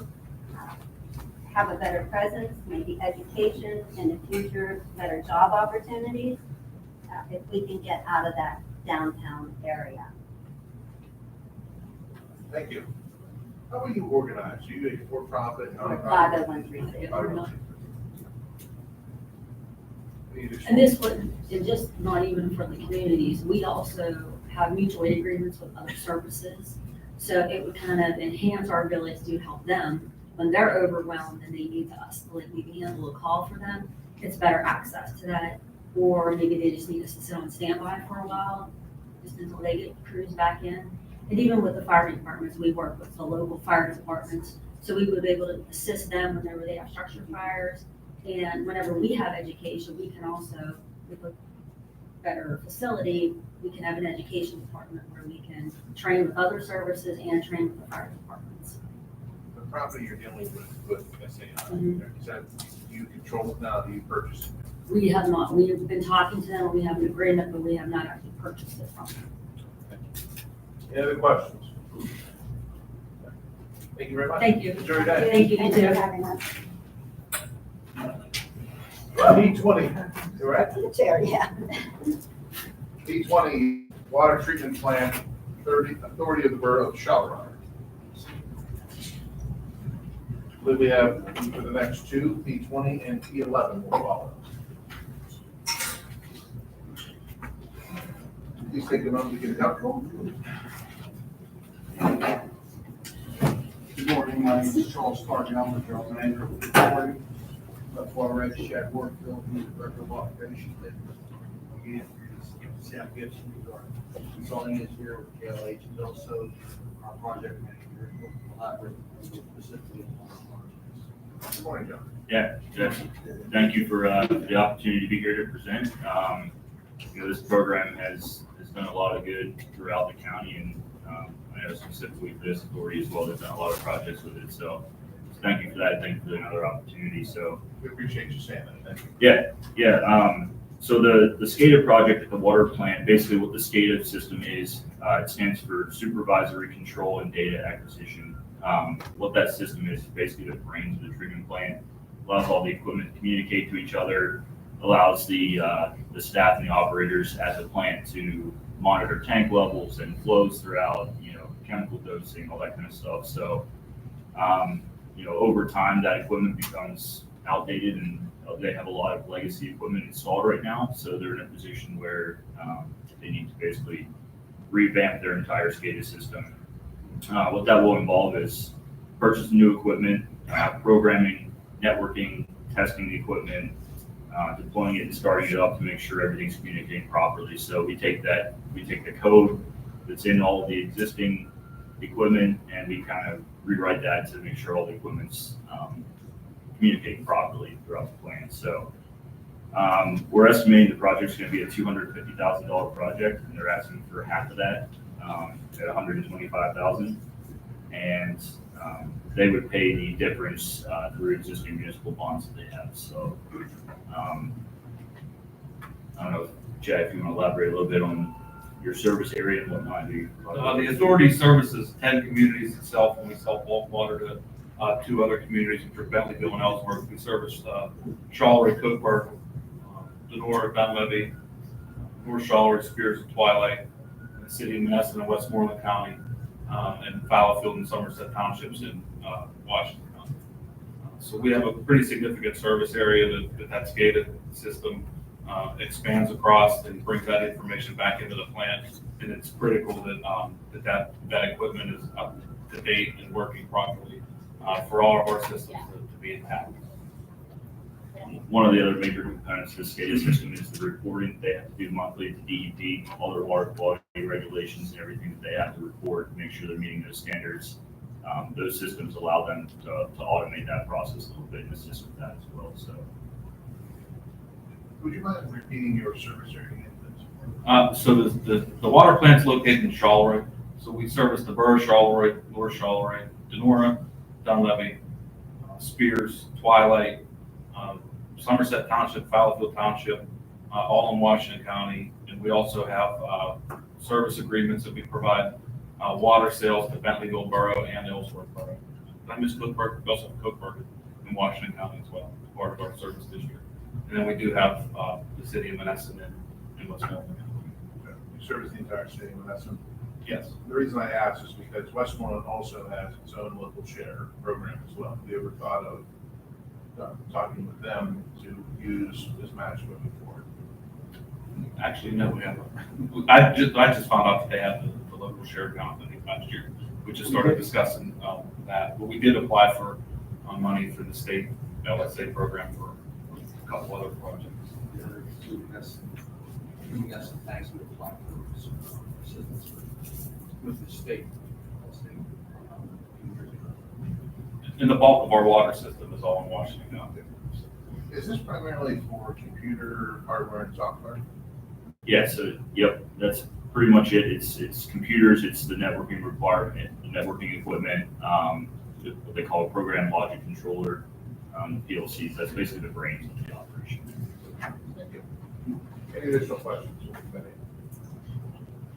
All right, second project, sewer jetter vacuum equipment purchase. You get that right? Yes. Thank you. Yeah, so the Authority of the Borough of Charleroi provides wastewater treatment for Charleroi, Dunleavy, North Charleroi, Spears, Twilight, and Fallowfield Township. Until recently, all of those respective communities, aside from Fallowfield Township, owned and operated their collection systems. The authority owns and operates the collection system in Fallowfield Township, as well as the main interceptors, the pump stations, the main sewage treatment plant in Charleroi Borough, as well as a satellite treatment facility that we did a few years ago for their CSO project that's located in Spears. Over the last, I would say, 1.5 to 2 years, the authority and Charleroi Borough were in discussions. Basically, the borough was entertaining the idea of selling the authority to a private water company. Through that process, they were able to come to an agreement wherein the authority purchased the collection system for Charleroi Borough. What that does is, in relation specifically to their CSO project, which overall has a price tag of close to $27.5 million. They're in phase 2 design right now. Phase 1 has been completed. What that will allow them to do is kind of control that portion of the system. There are still combined sewers in Charleroi Borough. It takes on the majority of the combined flow that they have. And what they're able to do through that process is kind of better maintain the system and make sure that they're regulating those flows properly to hopefully prevent a future phase 3 of the CSO project. After completion of phase 2, what they'll be able to do is they'll do post-construction monitoring, which will basically prove that they're meeting the regulations that they had to meet through EPA and DEP through the CSO project. So our hopes is, through them being able to maintain that system in a better way and make sure that they're reducing flows and making repairs, that they can prevent that future phase 3. This application specifically is for the purchase of a sewer jetter factory truck.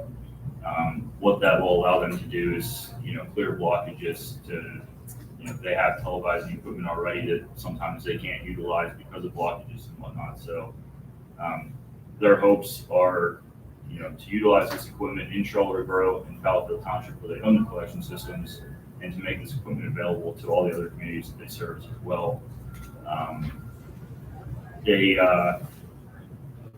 They'll pay their portion. I guess the truck itself is $400,000. They're requesting a grant amount of $200,000, and they'll pay their portion either from their capital fund or municipal bond if you do so. If you guys have anything else you want to expand on? No, it would be a cost savings for the communities around us as well.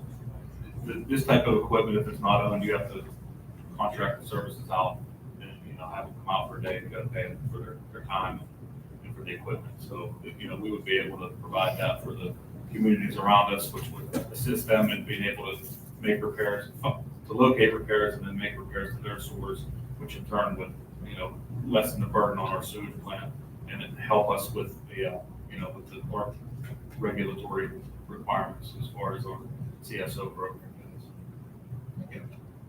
Any questions from the committee? Gentlemen, thank you. Thank you. Enjoy your day. You as well. Next is the Charleroi Volunteer Fire Department, quick attack pumper truck purchase.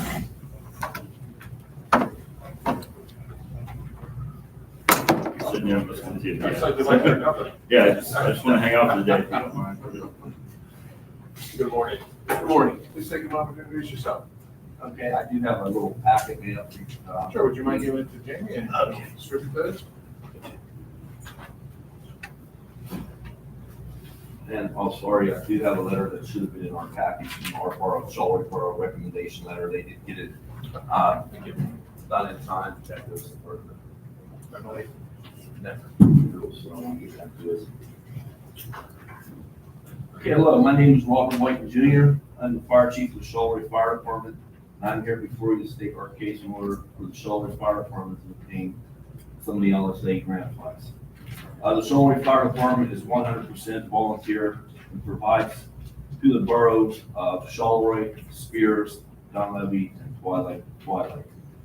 Our services to those communities is fire protection, vehicle rescue, water rescue, structural collapse mitigation, and medical first response. The 4 boroughs have a population in and around 6,000, and during the daylight working hours, we're figuring it's in and around 10,000 due to the different areas that we cover. And some of those are, we have 2 industrial parks, we have 2 interstate highways, Interstate 70 and Toll 43, 2 railways, a large glass plant, a large sewage plant that 13 communities depend on for water service. We have a large or a medium-sized storage tank farm with diesel and gasoline, and we also have the Monongahela River. Our plan for the funds, if selected, will be to purchase a mini pumper, which is in and around right now, it's around $375,000. This truck will do everything a full-size engine will do, but will be more firefighter friendly because of the smaller scale. This truck will be able to navigate narrow roads in the tight-knit neighborhoods. It will be a lot safer to operate when road conditions are bad because of the 4-wheel drive. And that's, when there's emergencies in the bad areas, we'll be able to make better access to it. I like to make a note that the Charleroi Fire Department responds handily to between 500 and 600 calls for assistance. Another note worth mentioning is the Charleroi Fire Department has not purchased a new fire engine since 2007, and that truck was purchased totally on grants through Pete Daly. And the Charleroi Fire Department will invest into this project around $50,000 for the equipment it takes to do the job of protecting the 4 boroughs. The equipment for the truck includes various size firefighting hose, nozzles, ladder, self-contained breathing apparatus, radio equipment, scene lighting, large and small hand tools, medical response items, and hazard control items such as absorbent soda ash and foam. In closing, I would like to say thank you for your time and consideration. Hopefully, as a group, we can see this important project getting funded and make for a safe environment for the 4 boroughs that Charleroi Fire Department covers. If anybody has any questions, if you want that. Any questions? What do you do? What do you use? We have a larger engines. The smaller one with the Charleroi is a real tight community, and we want to get something on a smaller scale that does the same exact thing as the bigger trucks, so that we can get into some of these tight spots a little bit quicker and make better access. And then, like I said, with the weather the way it is, the bigger trucks don't have the 4-wheel. You got to throw chains on, where we have automatic chains, but a 4-wheel drive vehicle would be perfect for our area. Charleroi, if you don't know, they're all wheels.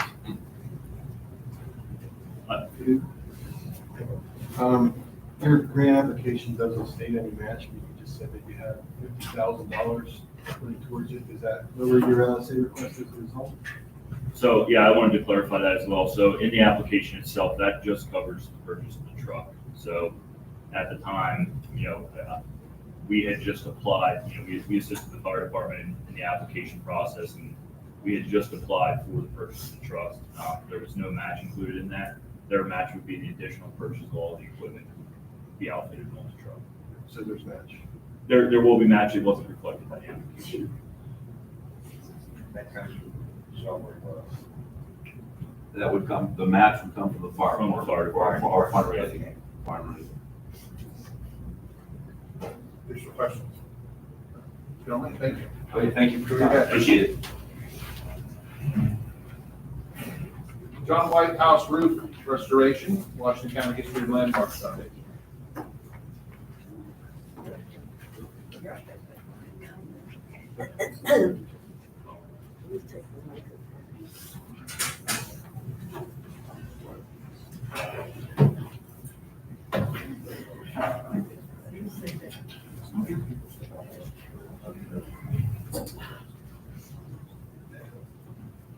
Good morning. Hi there. Good to see you. Right here. Please take a moment to introduce yourselves to those that don't know you. Certainly will. I'm Sandy Mansman and Chris Phipps. We're on the board of Washington County History and Landmarks, and this is our intern who has a brain like the rest of us. She knows technology, thank God. And her name's Marissa Mark.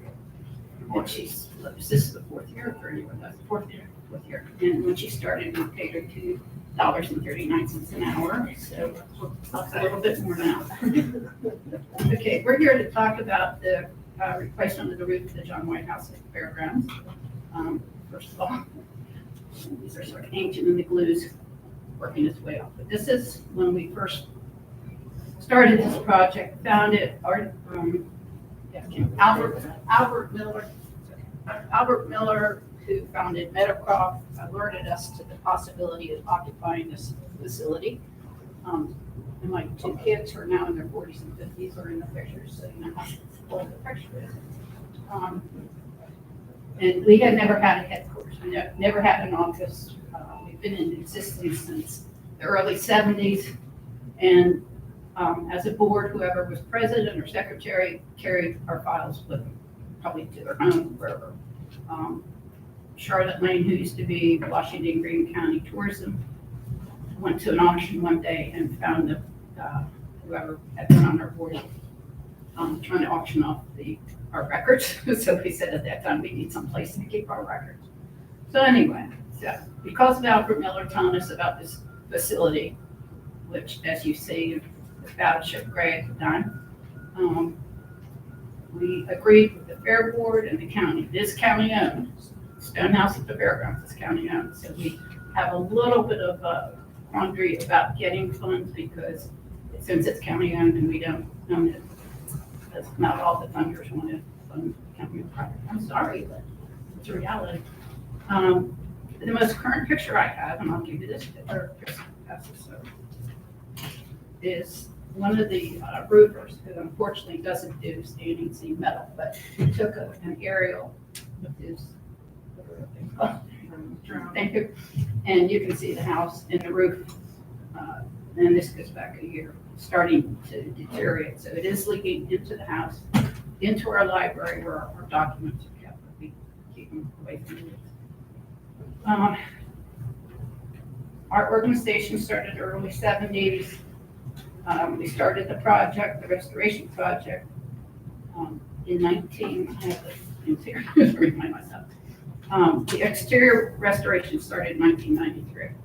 So if you think of that roof, it's 30 years old as of last year. That's a typical lifespan of the roof. And this was wood shake shingles. It was period appropriate. Now we're going for the real standing seam metal without the lead in it. So I don't think they let me do that anymore.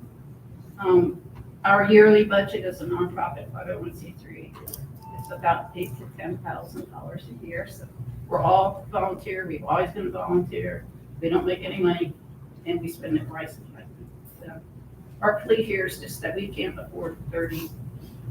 We've asked for 38 because the bids we've gotten have been about 35 for the roof, and then there's some interior plaster repair that needs to be done. And I've done plaster repair, but I'm planning on doing it anymore. It's 31 plus for the roof and 56 plus for the repairs. Inside, there's a lot of damage inside from and that photo, I think, doesn't really show the damage on the roof. Well, that was taken a year ago too, and since then, the wind has also helped us find some more shingles on the ground. Whatever I sent over, the brochures, those are some of the projects that we've done. Oh, I can take this up. Oh, yeah, Question sorry. I have Here. for you is, do you rent the house from the county?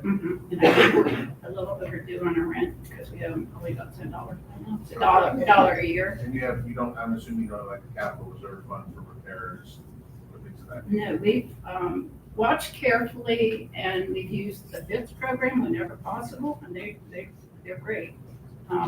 We do have investments of $15,000 that's probably been there since we began. And we're just gonna use what we have to, but we can also, if we think we're gonna get this thing, can start raising some extra. The question is, if you don't own the building, have you approached the county to replace the roof? Through what? Oh, yes. Did I answer? No. Well, it goes back to Lisa, and I'm not calling her anymore. We went to private fundings and they, as I said, they were researched. They said in the county has funds, the Fair Board has funds they should be. But that's where we are. We will not misspend nor, say that again? Is this the house as you go into the fairgrounds on the right-hand side? Exactly. And not open often. We are there the whole week during the fair. But we have our board meetings, our events are there, but we don't have staff to sit there unless she wants to do it for nothing, and I don't think that's her plan. How old is the house? 1806. Any other questions? Just a comment, Jason. Right, yeah, Jason's one. I didn't want to bother him yet. Well, that's his job. I know. I'll bother him. And he knows our plate very well. He helped me get started. If anybody ever wants to go into the house and see it, we are happy to meet you there. It's a very nice facility, even with some crumbling plaster. And maybe we can do a team building and do the plaster board. Hey, it's not a bad thing to learn. Shaky again, come on. Any other questions? Okay, can I have your phone number before I leave? Okay, come on. Thank you very much. Thank you. Enjoy your day. Low cost spay neuter Washington County, picture cat.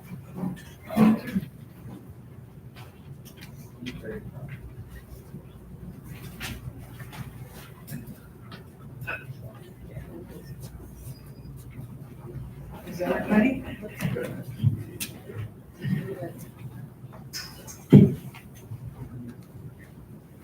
Good morning. Good morning, how are you? Good to see you. Please take a moment to introduce yourself. I'm Michelle Bruce, and I'm the president and executive director and founder of Fix Your Cat, co-founder. Dr. David John, I'm on the board of Fix Your Cat, I'm also the president of the board fund, and I'm also with on to return Thank you. Please proceed.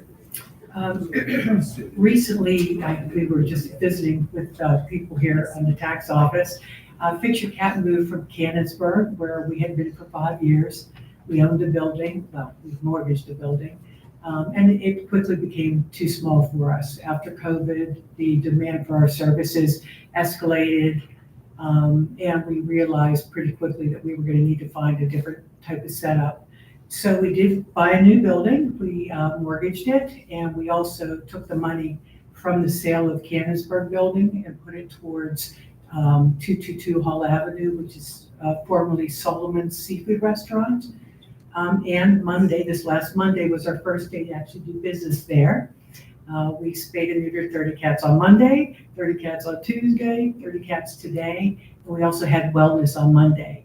We're still very much in progress there. They were laying towel in the wellness area while we were doing this. And we have, a good 1/3 of the building that's not going to be done based on the amount of money we have. I mean, we were just very grateful that we bought the building in Canonsburg and we could put that money towards a mortgage in Washington. We are currently running a capital campaign, and I will send this around. If anybody is particularly interested in this project, they can read all about it. Or if you have people who would like to contribute to it, we're happy to take that too. We have raised about $165,000. We got a $15,000 grant from WCCF to help us start the wiring and that type of thing. And then we have some private donors for the rest of it so far.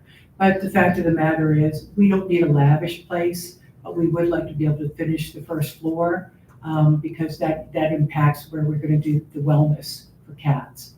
Can you give that up to them?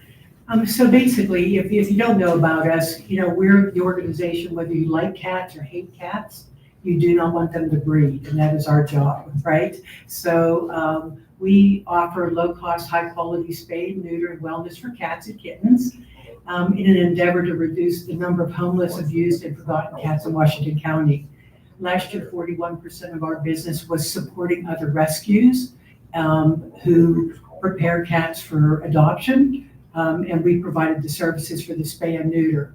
A male neuter with a rabies shot and pain meds is $60. A female spay is $70. And in our brochure, we said that the average cost of a spay was $300. In the last couple of weeks, clients who have come in have been quoted up to $800. So we are the only clinic of this kind in Washington County.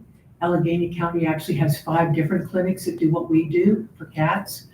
And when we started this, we never really realized what the opportunities were going to be and how much this was needed by Washington County. I do apologize for you both slightly over. Oh, already? All right, so I will say this. So that is our information there. I think that it is important for Faith to just say a little bit about why this kind of thing is important and what the precedent is for a clinic of this type. I'll make it very quick. There's a huge feline overpopulation in Washington County. I've done TVNR for 20 years. The overpopulation is tied to income. So when you look at the huge income disparity, take Phoenicia, Pennsylvania, median income $161,000. The Charleroi area, $30,000. It is globally accepted that the most humane and effective way to address the feline overpopulation is TVNR, trap, neuter, vaccinate, return. A necessary component of that is access to low-cost spay and neuter. The second thing we offer, we'll be able to offer, is if you want to be a vet, it's much more difficult to get in veterinary school than medical school. So there would be a place for externships and community service. And when you're applying to veterinary school, Ohio State University of Pennsylvania, if you have no community service with animals, they're not even going to look at you, no matter your vet cap scores. So trying to go really fast, we don't go. There's a huge need in this county. Thank you. Very good. Questions? Any questions? One item on your application was that you did not provide any matching funds for the project. So we did, as I said, the $250,000 that we took from our last place. And I'll be honest, the poor person who actually had to keep going back and forth with me about the spreadsheet, I did say that if we ever ask again, I will sit down first and talk to you about the spreadsheet. I was a little not knowledgeable about how you do the application process, but we have the matching funds so far have been the $250,000 that we brought from the other building and the $165,000 that we up till today. And this capital campaign is currently going on. So we are also trying to, raise money ourselves because I realize, we've got a lot of people here and we'll be grateful for the help, but we're not going to close our doors, whatever we need to do. We do a lot of fundraising. We do not make money on those prices. We actually subsidize every spay and neuter $50 based on our fundraising. Thank you. Okay? Any additional questions? Oh, are we in the paper today? We were in the Post-Gazette on Sunday, I think. So yeah, we have to grab that paper. Thank you very much. And we will have a grand opening. We'll reach out and have you come down as soon as we get all the boxes unpacked. So thanks very much.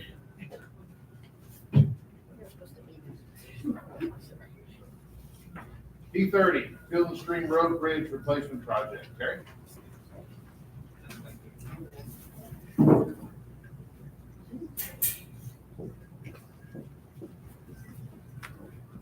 After a quick coffee break, I'm back. All right, so Terry Gladys from Emergency CE Group. This might sound a little familiar, but I promise this project is just as important as the last one I talked about. Again, we're looking at, I'm presenting on behalf of West Bethlehem Township for a bridge project on Field and Stream Road.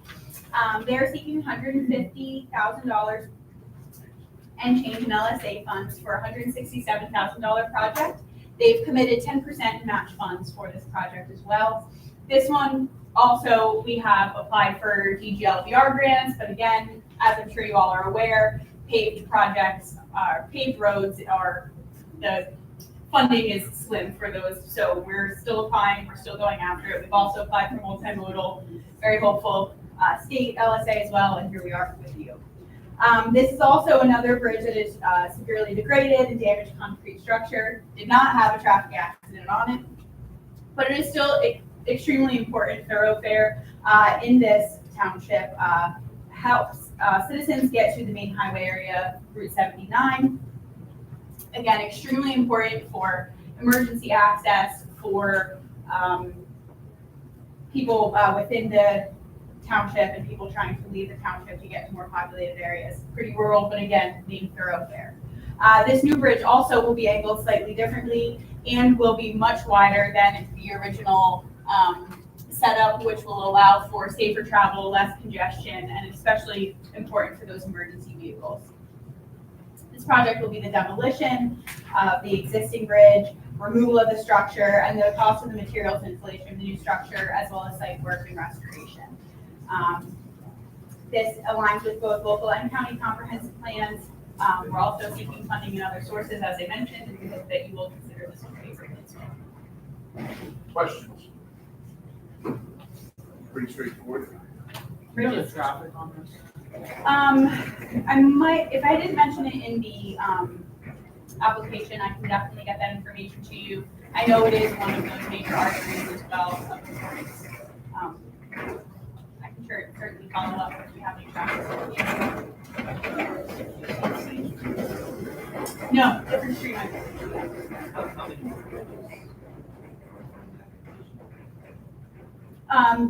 That we'll be discussing today, 0, just these 2. But just 2 that we're discussing today. And these are 2 different townships. The last one was Buffalo, but you know, this is certainly an infrastructure issue in a lot of our rural places, and these roads aren't unimportant roads. These are roads that are used, you know, widely. Yeah. Any additional questions? Okay, we'll see you again.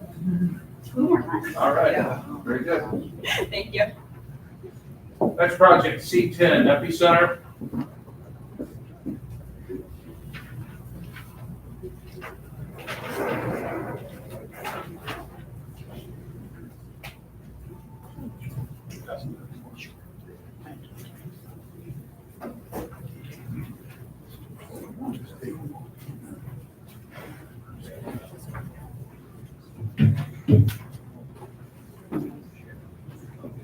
Yes. Oh, thank you. Good morning. Morning. Just take a moment to introduce yourselves. Morning, my name is Armando Ocando. I'm the Vice President and Principal at Epicenter. I'm joined here today with Paul Hines, the Chairman and CEO, Jim Mendelson, one of our Vice Presidents and Head of Food and Dining, Brad Simmons with CEC Engineering, and Megan Hines representing Finger Office. Good morning. Good morning. You have 2 minutes. Thank you. All right. So we are thrilled to represent Epicenter at Tanger Outlets. It's a groundbreaking athletic and entertainment complex designed not only to meet the needs and wants of our local community, but also designed to attract major regional and national tournaments, which can help us continue the amazing work being done here in Washington County and our greater region. Situated at Tanger Outlets, the Epicenter is a collaborative effort of diverse professionals from investors, engineers, coaches, athletes, and a team of experts who have come together to design the type of complex that one might expect to see in Nashville or Texas, but it's going to be here in our backyard. Our facility will house 8 versatile basketball courts adaptable to 12 volleyball or 24 indoor pickleball courts, along with 15 dedicated indoor pickleball courts on dedicated professional grade surface, plus 6 outdoor pickleball courts, allowing us to take advantage of the great weather when we can. With the pickleball boom proving not to be a trend, it's exciting to see the potential of our region to become a premier destination for pickleball players in the tri-state area, greater Northeast, Mid-Atlantic, and Midwest. During the day when kids are in school, we will have up to 45 pickleball courts in an attempt to meet the need of this very rapidly growing sport that's making an impact on so many people all across the country. Beyond indoor sports, our outdoor family-friendly offerings include a dynamic courtyard area where families can enjoy things like ping pong, spike ball, frisbee, cornhole, mini golf, oversized games like Jenga, chess, and checkers. These activities, coupled with outdoor concerts and fitness classes, create a vibrant atmosphere for the community engagement and fun. Imagine sitting around the fire pit with your friends and family, enjoying the beautiful artificial turf green space so that we can enjoy it as often as possible without fear of getting muddy from our beautiful Pittsburgh weather. The epicenter at Tanger Outlets will be a major catalyst for significant economic growth. We anticipate attracting over 50,000 youth athletes yearly, with foot traffic exceeding 550,000 per year. This influx of visitors is validated by Tanger's in-depth study, which will create a windfall to the local economy, especially in tourism. Our early estimates considered an impact of about $35 million per year, but based upon the new numbers, we're looking at somewhere between $40 and $50 million of impact per year when we factor in the ripple effect and the multiplier effect predicted with travel and tourism on an annual basis. Job creation is a major component. We anticipate over 80 anticipated positions that could potentially expand to over 100 jobs created at our facility. That said, due to the size of the events, local hotels and restaurants will also need to staff up to meet the increased occupancy, boosting hotel tax revenues and supporting the broader hospitality sector. Restaurant shops and other local attractions like the Hollywood Casino at the Meadows, the Pennsylvania Trolley Museum, and many other destinations will experience a surge in patronage and revenues. We're also committed to hosting nonprofit business events and even becoming home to a 501c youth development and leadership nonprofit, which will be a nurturing ground for the youth, and they'll be able to learn things like the value of hard work, athleticism, discipline, teamwork, which will serve them throughout their lifetime. If you pardon my interruption. Yeah. You're going slightly over, you wouldn't let it around the United States. Okay, well, I understand it's a privately driven project, but this is truly a public asset for our community. And it is so vital that we get the support to maintain the affordability and to be able to fulfill our investors' fiduciary responsibilities. The health and wellness initiatives are having a huge impact. And let me finalize with one quick statement from Tanger Outlets. I'd like to conclude with a statement from Brian Sargusa at Tanger Outlets. The epicenter will be an amazing addition to Tanger Outlets and for the community. Due to the increased cost of new construction and the region's strong reliance on union labor, without grant support like the LSA, the economic viability of the project simply isn't reasonable enough to pursue, while continuing to uphold fiduciary responsibility as a REIT to our investors. With grants like the LSA grant and RCAP grants, we can absolutely move forward with this tremendous project for our region. Tanger looks forward to its continued strong relationship with the community and the development of Epicenter will further strengthen that relationship. Lastly, I have Megan Hines here with Tanger. Yeah. Actually, you guys are over time. Oh, that's okay. Questions from the committee? Your budget is $18 million. You have $6 million you have proposed grants. Where are those coming from? From the grants. We're working with some consultants that are helping to do. Those are not secure yet. Where RCAP is a major one that we're working for. We want to look at the state LSA. We're doing this LSA grant as well. We have a tremendous amount of support and a lot of excitement for people that realize the impact of something like this. So we're very confident. We have a lot of investors that are eager to move forward. And your bank financing at $7.9, almost $8 million. Is that in place? Well, Tanger Outlets is a major REIT. They also are able to finance as well. So a combination of getting some of these secured, we have the land secured, we have the property secured, we have a joint venture with Tanger, we have investors, and we have, we're working with a variety of different funding sources. But Tanger is actually able to completely support it from a lending standpoint if we wanted to go that route. But, you know, it's a changing environment, so we're going to do what's best for the project. So none of that is secure. I would say it's security. I mean, they just met with the CEO and the CFO of Tanger, and they're all in support of it. So if you need a letter from them. Well, I'm not saying support. I'm saying it's. Secure. I mean, they have assets, and we have investors with assets, and we have, I mean, we could show you assets. I don't know if that's what you want to see, but. Well, I'm saying they signed basically. We have a signed agreement. If there's anything else that you need in terms of that sort of support, I'm happy to provide that for you. Thank you. Any other questions? This is open air? No roof? Oh, sorry.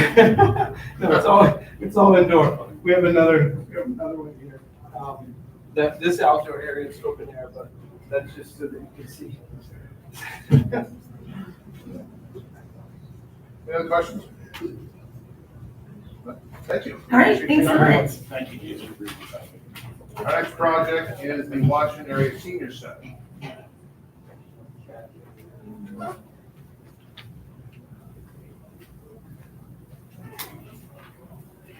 They're not checked in yet? They have not. All right, we'll move on then to project C32.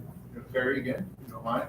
Terry, if you don't mind, as the representative mentioned, we'll take both of your projects here. So C32, and then we'll follow up with E8 as we have Terry.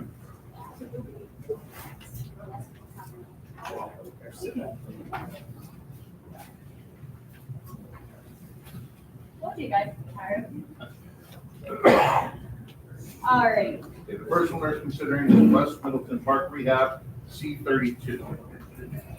Morning. Dylan, how are you? Please take a moment. We don't know Terry. Please take a moment. I'm John Opel. I'm the council president in West Middletown.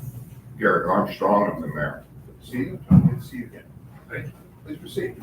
All right. Here I'm speaking on behalf of West Middletown Borough, who is seeking $67,500 in LSA funding for a $75,000 park rehabilitation project. They've committed 10% in match funding. Now, you know I've been up here a couple of times today, and I full-heartedly have to tell you that my job is going and talking with municipalities about grants. Right, that's what I do. I write them and then I present. When I went to this borough to talk about grants, the community support was absolutely overwhelming. They were so excited to be able to leverage some of their ARPA funding that they received. They have a very modest operating budget annually. And so to do major overhauls for projects, they really depend on ARPA funds coming in and using that money to leverage more grants. I thought they were very intelligent with wanting to leverage that funding for a grant. What they would like to do, they have a small community park, and the little green square with the blue rim on it is, well, sort of a basketball court. It wasn't one time. As you'll see from the ample letters of support from community members that were included in the application packets, they're severely degraded to the point where there's grass coming up through, it's uneven, and there are many children that would like to hone their basketball skills and sink the perfect shot, but don't feel like they can. So the borough asked me to come to this public meeting to advise them on how to leverage the ARPA funds. They actually had to move the public meeting to the fire hall because of the overwhelming support from everybody that came out to support this project. We also applied for GTRP funding, which unfortunately we got news last night that we were not granted. And so at this point, this is sort of our last shot at getting this funded for this community park that's loved by the children of the community, the parents alike, and the parents that want their children to be able to have a gathering place, a park within walking distance, to sort of have that feeling of a community park that their kids can just walk to that they experienced when they were kids.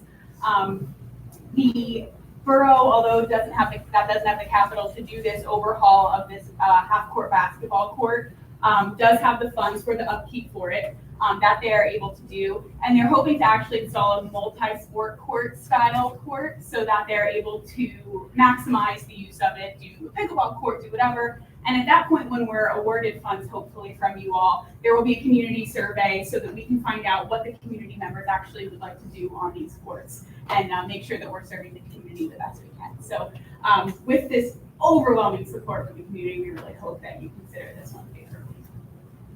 Any questions? I do like the picture from Ella Horton, who said, "Pretty please." gymnastic bar, and she drew us a picture. So, I want to know where the enthusiasm was for the bridge. It's like a totally The bridge bridge. Listen, I'm not the engineer here, but these babies, literally, like, I came home, this is a kid story, I know. I came home from this meeting, I was like, I just thought I was talking about the grants and the babies need a park, and I don't know how we're gonna get it for them, but we're gonna figure out some way. Truly, I wish that I could portray just the overwhelming Yeah, support of this a lot of the community. letters are pretty funny, like this one, as a child, which I am, and my friends. I have a couple of the originals hanging on my board at work to remind me why we do what we do here, so. This is pretty straightforward. Any questions or thoughts from you? I wanted to commend you. There's exciting things going on in West Middletown and across Creek Township. And I enjoy going there to the restaurants and checking out what they got for Johnny's. Yeah, we're turning a corner and, hopefully, all small towns live and flow. Right now we're flowing and we're just trying to keep it going, to make it a better community, not only for West Middletown, but, we're surrounded by Hobo Township. I often say we're the hole in their donut because they completely surround us. But they would be getting used to the park also. We need to go to questions. This LSA board gave you some money previously for some sidewalks. Yes, That project. that project has been completed, and thank you for approving that. We're about 40% of the way done in West Middletown getting sidewalks and get a walkable. Thank you. That was a nice project. Our pleasure. Any other questions on this one? Gentlemen, thank you for being with us and for the good work you do. Terry, our next one is P8, Prosperity Village Sewage Planning Project, Morris.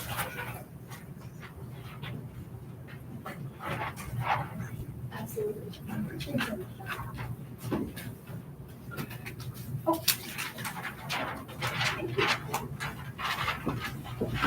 I will try to keep the energy for this next riveting sewage project. Please take a moment to introduce yourself. I'm Samuel Bartolotto, the chairman of the Board of Supervisors for Morris Township. Good to see you. We did notice we didn't have a lot of letters from kids about this one, but we'll catch you over. However, though there was no letters of support from children, I will say Morris Township emailed me prior to and said, does it help if we get the community to come out? And I was like, well, they can sit in the audience, but I don't know if they'll know who's affiliated. We do have some exciting news on this project. So Morris Township is seeking $38,017 to complete necessary sewage facilities planning for the Village of Prosperity. The very exciting news on this is 50% of the total cost for the sewage facilities planning. And just yesterday, the bad news with West Middletown, we got good news that the other 50% has been funded by Act 13 Sewage Facilities Planning Grant. Obviously, this is a project, all sewage projects, the lower you can keep the cost, the better it's going to be ultimately for the citizens that are on this sewage system with cheaper rates. So the more funding we can get throughout this whole project is vitally important for those citizens. So currently, there's approximately 70 properties in the Village of Prosperity that we would be looking at doing the sewage facilities planning on. This is their Act 537 plan update. These properties, will be adjusted, give or take, once the planning gets ultimately into it, but that's the general area we're looking at. The task activity report has already been completed and approved by DEP. And currently, all of these properties located in the Village of Prosperity employ on-lot systems exclusively. It's expected many of these systems are not functioning properly. Issues were brought to the attention of the township through formal citizen complaints, through various avenues, including public meetings, and surface sewage is observed in the area that they are trying to rectify. It is highly thought that there are wildcat sewer systems in use in the area. It's so bad to the point where actually the South Fork of 10 Mile Creek changes from non-impaired to impaired just downstream from the village, according to the Integrated Water Quality Report published by DEP. So obviously, due to these factors, the township wishes to investigate the feasibility of installing public sewage in the area. And the first step in that, second after the TAR, is completing the sewage, the Act 537 plan. And inherently through that process, the township will consider all viable alternatives to remediate the situation. Does that change the fact that you received something? Does that change the dollar amount? So no, we've received 50% funding from the Act 13 sewage facilities, and this would be the other 50%. Okay. So you're still requesting 38? Correct. 17. And $17 please. No. Of course, we would take as much as the LSA board would be willing to contribute, especially since we got that match. You know, if the township needs to contribute, it's possible, but we're trying to keep costs for the citizens as low as possible. Any questions? Thank you. Thanks so much. Enjoy your day. Not to see you there. Good seeing you. Thanks so much. Supervisor Payne. Our next project, we will go back to the Washington Area Senior Center. Barb Miller. That is C22. Good morning. Good morning. Please take a moment and introduce yourself. My name is Barbara Miller. I'm the Executive Director of the Washington Area Senior Citizen Center. Good morning. Please proceed. Project New Life is a project that we feel is extremely important. The building that we have right now belongs to the city of Washington. And they have been very generous with us to let us use that building for many, many years. However, all of the upkeep and the maintenance and that falls upon us. And there hasn't been any changes in that building in quite some time. If you're familiar with us, we are right next to the city building, 69 West Maiden Street. Recently in Washington County, actually it was in the 3-county area, they got some money to look into senior centers and what we can do to get younger seniors involved in that. In the year 2030, there will be, all of the baby boomers will be seniors. That means that there will be 61 million seniors in, not all of them are in Washington. Then I would quit. But several of them will be here. And this building has been, just doesn't fit our needs. We could do so much more if we had more space, if we have a 2-story building, but we have no way of getting back and forth. It is not, in many ways, ADA compliant. Our bathrooms are not ADA compliant, and there is some concern for me with the exit and because of fire hazard. It's a great location though, because here we are in the county seat, and there are many of these senior centers in the county that are lovely, brand new. Ours, however, is lacking in a lot of things. We need electrical work done because it is a hazard. We need so many things done. As we move forward, trying to get younger seniors in a building that looks like ours does is going to be extremely difficult because younger seniors don't want to be in a building that makes them feel old. They want to do different things. Yes, we play bingo. Don't mess with their bingo. But we also have to add book clubs and support groups and different kinds of things where we reach out to the community, and we've been trying to do that. We've done several projects reaching out into the community, but this building holds us back because it is a large building. It uses an extreme amount of utilities, and our budget has not changed in over 6 years. We are running our center on $151,000. So new life is what that building needs. It needs some programming that will draw other people in. And as you know, we were in a really great place to draw people in there because of our location. We have a parking lot next door. There's many good things about the location. Aging in place is an important part of this project that they're working on to draw in. Aging in place means that people live a healthy life, they live a self-determined life where they want to live. We offer the services that keep people, we offer nutrition, we offer education, we offer socialization, we offer a lot of things that keep people vital, keep people as part of their community, strong. Barbara, if you don't mind my interruption, you're running a little over. Oh, I tend to do that. Would you mind just rounding out the presentation? Yes, that's why we are looking for this funding. We think that it would be a benefit to the whole community, and we have gotten a promise from a foundation to make up some of the shortfall in that we might get if we don't receive some of the money. So the foundation is making up for some of the loss that we had. We got the facade grant. I'm sorry, I couldn't think of it right there, but we didn't get everything we wanted. And so the foundation is helping. The foundation is willing to help us in all of those things. We didn't want anyone to think we were just coming to one place for play. The ask that you have is considerable. Have you considered phasing the project in terms of over a year or two or several years in more manageable pieces? Yes, I have. I'm a senior, and I would like to see these things done because I think that if I pat myself on the back, they need somebody to spearhead this that is really determined to get it done. Our center is run by a board of directors, and many of them have been there for a lot of years.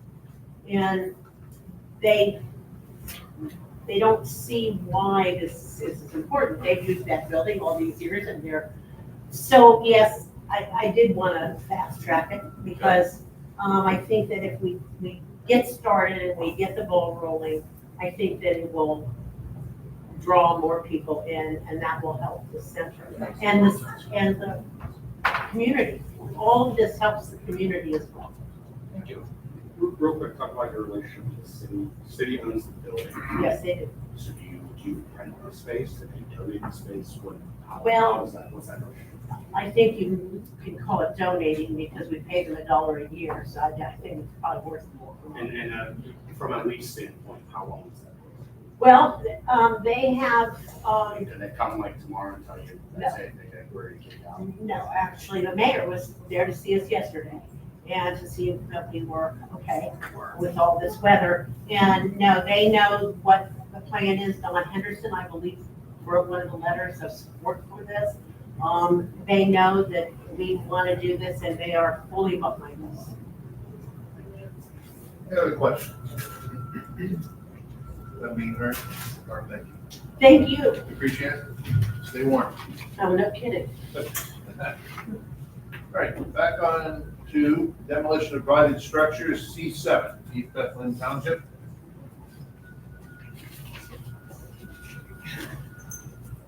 Our next project will be J6 after this, the Steam Center Academy at Chartier. Good morning. My name is Mary Ann Juvenelli from East Bethlehem Township. I'm John Keys, one of the commissioners. John, good to see you. All right, please proceed. So East Bethlehem Township is located in the southwest corner of Washington County. We are right on the Greene County line. We bring to you today this $776,000 demolition project. There aren't many outlets for demolition grant funding. We can't apply to many sources for that. However, we have applied for the statewide LSA, which also funds demolition. East Beth Township we have a population of about 2,500 people. Right now, we are trying to sustain our way of life there. When East Bethlehem Township in its heyday had the coal mines, everything was great. We lived off of coal until the day the coal mines pulled out and things weren't good anymore. We all know. So what the coal mines have left us with is a lot of big old buildings that have gone through the tax claim processes. They've been owned. And as you probably read in my narrative, these are absent owners now. They've been through the tax process. Everybody wants to own these buildings, and then when they see them, they walk away from them after they bought them for $600. The one that did collapse in 2021 and our township workers pushed off the road has remained that way. It is in Bessemer. And I would ask if you are even considering this project to please go and take a ride and look at these buildings. The pictures can't do can't show you the true story of what these are. This building is a large two-story giant former mercantile, and the coal mines, if you know anything about them, everybody loved them. They had their own doctor's offices, their own stores. We didn't even have to go anywhere. We just walked everywhere. The coal mine provided everything for the people until, like I said, it went bad. Our solicitor is in the process right now of preparing the paperwork for the conservatorship. We did one conservatorship before. It was an old gas station in Fredericktown, and this source did fund the demolition of that old gas station, and we're now remediating that site right along the Monongahela River. These, of course, you see that I have 4 buildings on there. The building on Community Street is the one that did cave in and is in imminent danger, ready to fall, honestly. The building at 29 College Avenue is a former 3-story school building. It is not near any homes. It is, it's a danger because people have been caught in there, kids go in there, and it's ready to fall over. We don't want them to get there. The one on Ridge Street is ready to fall onto a house. Every time the wind blows, I worry about that. So. How would you rank these in terms of what would your priorities be? The one on Community Demolition. Street would be number 1. That's where I was going, Jeff. This seems like a lot of the projects we get, it's all or nothing. This seems to be something that there could be some phase. We certainly can. Yes. Anything you can do to help us. These, if it's a community first, college. So Community Street and First Street owned by the same owner. It's that large mercantile building, and then there were doctor's offices and union offices. Small, tiny brick buildings that maybe our township could not go to ourselves. The one on Ridge Street is next to a house from me to you, away from the house. And the one on College is the one where the children seem to be gathering. The man who bought it started to tear it down. I mean, it's just a big gaping hole, and then he walked away from it. Cross Creek Township used We have done that with some residential homes, yes. We've torn down probably half a dozen residential homes with our CPA. And you know, commercial demolition poses its own issues with the asbestos abatement and the special. So you're in the process of actually legally controlling. Yes. When is that? Well, we have to go to court. The judge has to grant this conservatorship to the township, and then the township is legally responsible. You don't own it. Do you participate in one? Yes, we do. Yeah, we have had one house remediated and sold by the land bank, and we're in the process of our second one. Do you feel comfortable that you'll control the property within the next year? Yes. Additional thoughts? Thank you. Thank you all so much. Enjoy your day. Next project, J6, Chartiers Houston School District.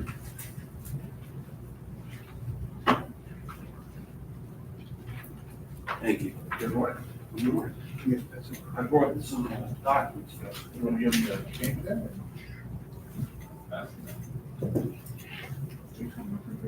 Want us to review LSA proposal. The other is a learning outcome report by a company called Coursera.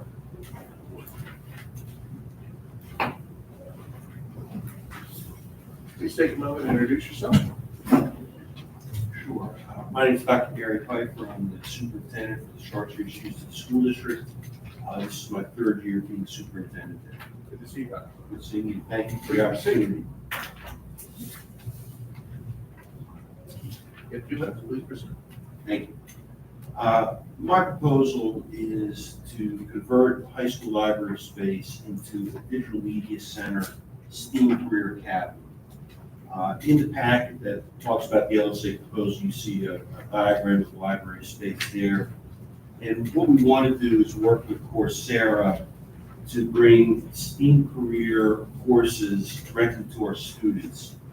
The grant proposal is essentially for the licenses for the courses.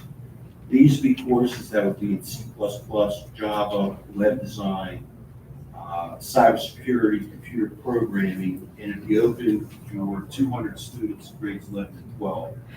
And the reason we're looking at this is we're trying to program our curriculum to better prepare students for the world of college and work with courses that they can actually utilize right off the bat. And these courses enable students to have certificates and badges that are designed and independently verified through Coursera that works with colleges and companies to implement these courses. The digital media specialist, which would replace the librarian, would facilitate the courses with students. The library space is an exterior entrance, so we could potentially broaden this to include community job training. And for us, it's really a position of looking at projected 21st century careers and the need for students, and to make that link between basic programming classes that students may have, where they may do Scratch, or they may do some things with basic robotics, into a course that can serve as elective credit towards their graduation, where they have something a little more substantial, and they would have the opportunity to continue with these courses after graduation. So there's potential there to grow and expand the program to not only the adult population, but then after the pilot year, we want to open some courses up to sophomores as well. We have the space, we have funding in the district to provide the computers and provide courses after the next year. But the proposal to help us out for the first year for $93,800 would cover 200 licenses at a cost of $419 per license per student. And it would enable us to integrate that system into our student information system. So the grant would not pay for computers, furniture, eventually printers and smart boards. The district would pay for that. And then we can make this a part of our regular curricular cycle, so that the funding is something that we draw out of our $25 million budget. But the initial setup is something that I've approached the LSA group here with to help us get a leg up and launch the program in the fall of 24. So a couple of questions. First, I've used Coursera. I like that. Second is that, is there a price strata for the 419, or if it's 100 licenses, it's still 419? It's 200 licenses for the 419 per license, and that is as of January of this year. Is there a strata that if you went with 100 licenses or 50 licenses or less, is it more, or is it 419 period? If we went with less, it would be reduced because it's 419 times 2 per license. So the grant amount that I've asked for is. You mean like a volume? Yes. Yeah. He means like a volume. No, they didn't mention. So if it's volumes. 100, if it's 100 licenses, it's going to be 100 times 419. That's correct. Okay, that's my first question. The second question is it per student, like Joe is named with a license and Joe has that license forever, or is it student number one? It's Joe. Joe. So Joe would have that, and Joe would have the opportunity to continue on with that. So then the third question, sorry, is that will you then be here next year for another $93,000? No, absolutely not. Because part of that initial setup cost is to integrate our student information system. And, we have the ability to continue on with this program once we get it established. So Joe likes it, Joe graduates and Joe continues to use it in his adult life. Well, when they get past that point, then they would have to assume some of the cost of that after graduation. So is that license return back to you? Yes, then we would get that license back. So you'd cover the annual cost of it? Yes, sir. Yes, sir. The fact that it's a new year or a brand new program is, can you go with 100 licenses versus 200? Yes, I could. Now, the reason that we chose the 200 is because I've got 167 students right now in grades 10 and 11. Projecting forward, we've had growth. And I want the kids to be attracted and come to our program and be able to expand that. So the 200 was set to cover 11th to 12th grade. But if we just even reduce it to incoming seniors, so that they can take that and then bridge into career in college, So we'd be happy with that. I lied. One more question. You said specifically Java, Coursera gives you hundreds of classes. That's correct. That That's correct, but, we need to narrow it down to the Career Academy and enterprise classes, because again, I want to use it as a career training program for emerging jobs. And, we want to provide kids with the skills they're going to need moving forward. As superintendent, I just don't want to do what's always been done in K through 12. So we're trying to think ahead and lay a foundation for this that would grow with our program, and then continue to train kids for jobs that, may not even exist yet. But we sure know that there's going to be computer programming, web security, and so forth, that we need people to do. Any additional questions? Dr. Pfeiffer, thank you. Thank you very We much. appreciate the good things you're doing. Thank you for your consideration. Our next project is C9, Ellsworth Community Park Exercise Trail, Ellsworth Borough.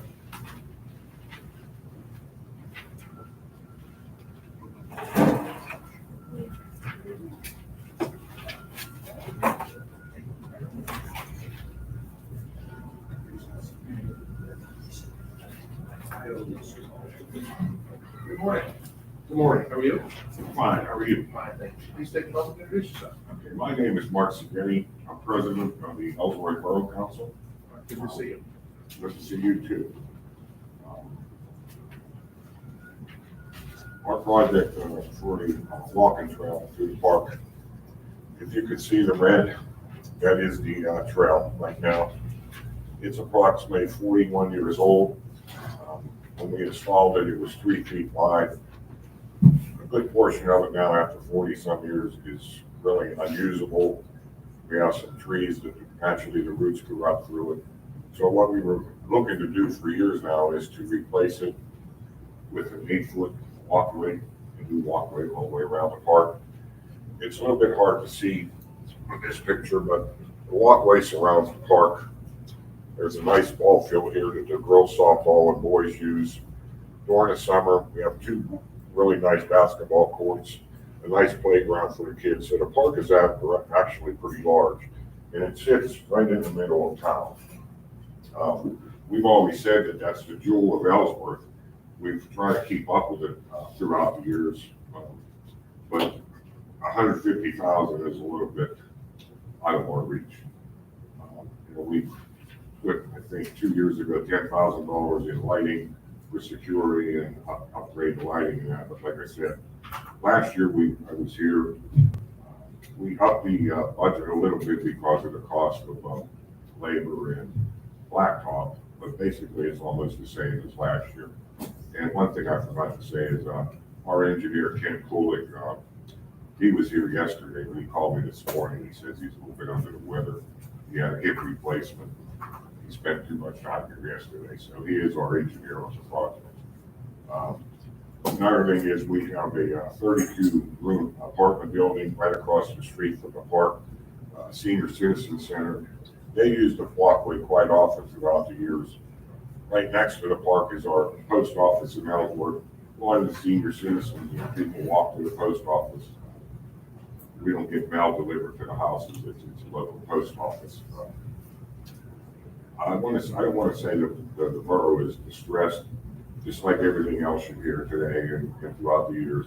The mine closed in 1985 in Ellsworth, and it devastated the borough naturally. We lost 500-600 jobs. But we clawed our way back throughout the years. We've done pretty well in Ellsworth. The town still looks nice. It's not extravagant here. Most of our homes are occupied. And like I said, if you drive through Ellsworth, you can't miss looking at the park because it sits right off of 917 and it's right in the middle of town.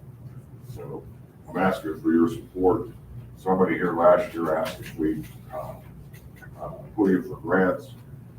2 years ago, Pennsylvania came out and said I think they had $7 million in grant money for recreation. We applied. We asked Bud Cook to follow it through. We never heard word back on anything. We're trying. We tried. Anytime we get anything in the mail or this and that about grants, we do try to apply for it. Like I said, last year we were here, we were hoping that we get some of that $7 million. But if you think about it, throughout the whole state, that's not a lot of money. That's just a penny here and there. So we're trying, but like I said, last year we were here, we did have to budget, I think, $5,000 for labor and cost of blacktop. Anybody has any other questions? Any questions or thoughts? Pretty straightforward. So I have a question on what you're just talking about with grants. So there's a grant seminar tomorrow. Part of that, the municipality, the county was invited to, but you got also. I think our mayor is coming to there. I believe so. Like I said, any time we get, like I said, we're a small town, 1,200 some people. You know, we do our best to keep up, but we're not like Peters Township or anybody else. $5,000 costs us like $50,000 to anybody else. We appreciate your help. Well, Please know we appreciate all you do. I mean, a lot of our communities are struggling, and we appreciate all the work you do. I grew up in West Pine Run Township, very close to you guys. Yeah. See the good work you guys do. Now, you know, it's not easy, but we do have some dedicated people, and that's, you know, as well as I do, that's what counts. Thank you, sir. We appreciate your time today. Thank you very much. Enjoy your day. Our next project is C-17, the Mariana Lyceum Rehab Project. Put that one on hold. Next is J1, the Best Center Community CS and STEM Initiative. That one's set.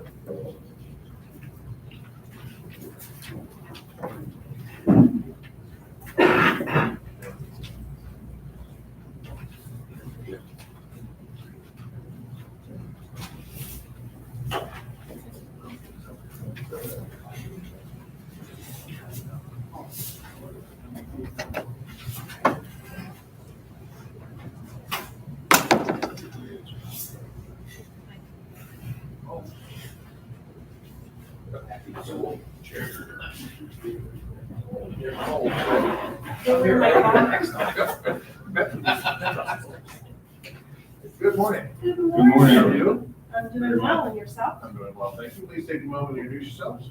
Sure. My name is Dr. Betsy Medio. I am the Director of Curriculum Instruction and Student Services for the Bethlehem Center School District. I'm Don McVeigh, Superintendent of Bethlehem Center School District. Good morning, both. Thank you. Please proceed. Okay, we are here today to talk about the Bethlehem Center Community CS and STEM Initiative. The primary goal of the initiative is to bring equipment, professional development, and enhanced partnerships to the Bethlehem Center School District in order to prepare our students for the 21st century workforce.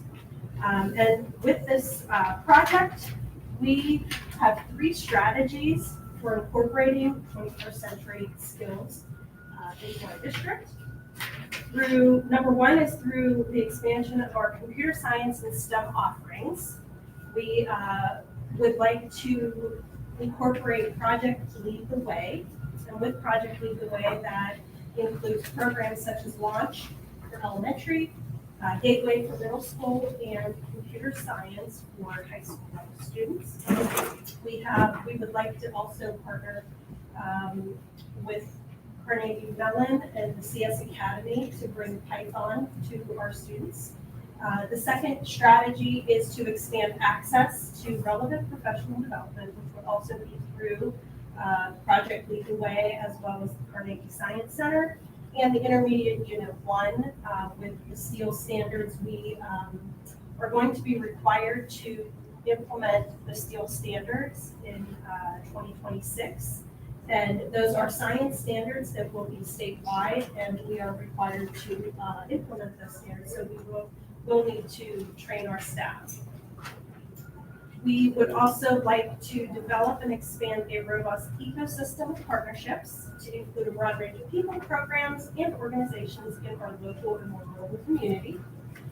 We would like to partner with the Fredericktown and Mariana libraries, and through that partnership, we would create STEM kits to put into the libraries so that even when our students are not in school, they can work with the libraries to be able to check those STEM kids out or go to the libraries and work on STEM education, even in the summertime or in the evenings for activities after school. We would like to work with the Southwest Corner Workforce Development Board. We have had conversations with them, but through this project, we hope to provide more opportunities within our school district so that those partnerships will be more beneficial for our students. We also have been working with the Washington County Community Foundation. They have provided us with a $35,000 grant to go towards this project, which we are thrilled, so we can get started. Also, EQT has also provided us with a $35,000 donation to get this project up and running. And I have had conversations with Carnegie Mellon University. Let me stop you right there. Sure. In your application, you listed zero match. Now you have Now we 70,000? have 70,000. Perfect. Please proceed. Yes. Does that change the request? Yeah. It does not, because this is actually in stages. Our project is going to be in stages, and I'll kind of go off script here, but our project is going to be over the course of several years. Our first step is we need to prep our space, which is our current library that is not functional as a library anymore. And it's rather obsolete. So we want to create that space into a digital learning center. We need to prepare that space. And then we want to put equipment into that space. So in the folder, you can see a list of things that we have requested from this grant opportunity that we would like to purchase to put into that space. So some of the grant money will be used to prep the space. Some of the grant money will go towards the equipment that's going to go into the space, such as 3D printers, heat transfer machines. All of these things are going to be used to train our students how to use computer science and STEM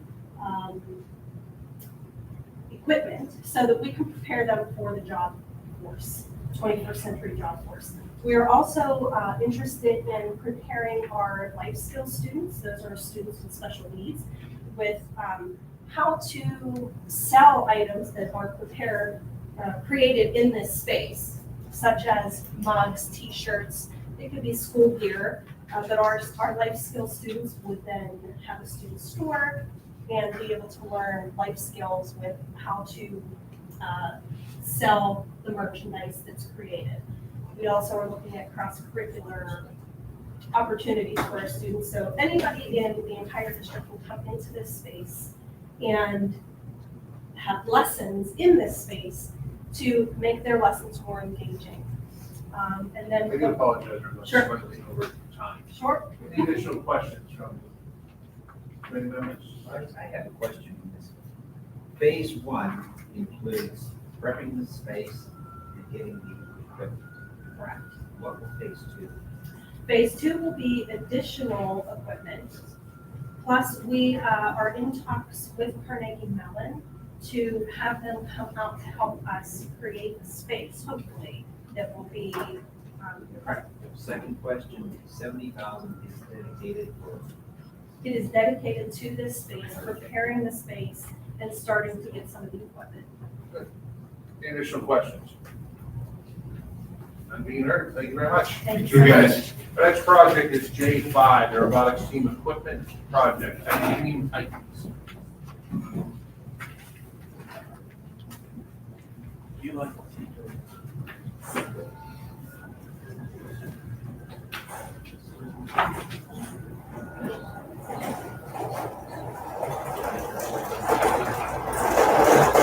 brought a slight visual aid because we know that you've been sitting for a long time. So, my name is Tim Egger. I am one of the coaches for the team. I'm the lead technical mentor and the secretary in the department. And my day job is I work at Carnegie Mellon, and I've been in Washington County for the past 15 years, and we started this whole entire program. To my right is Dan Mark. He's our board president, and the person giving the actual talk today is Eli, one of our students on the team and participants in the program.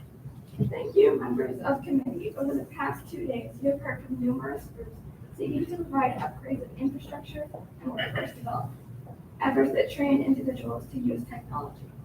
The Titanium Titans have been in existence for 13 years. In that time, we've trained over 400 students.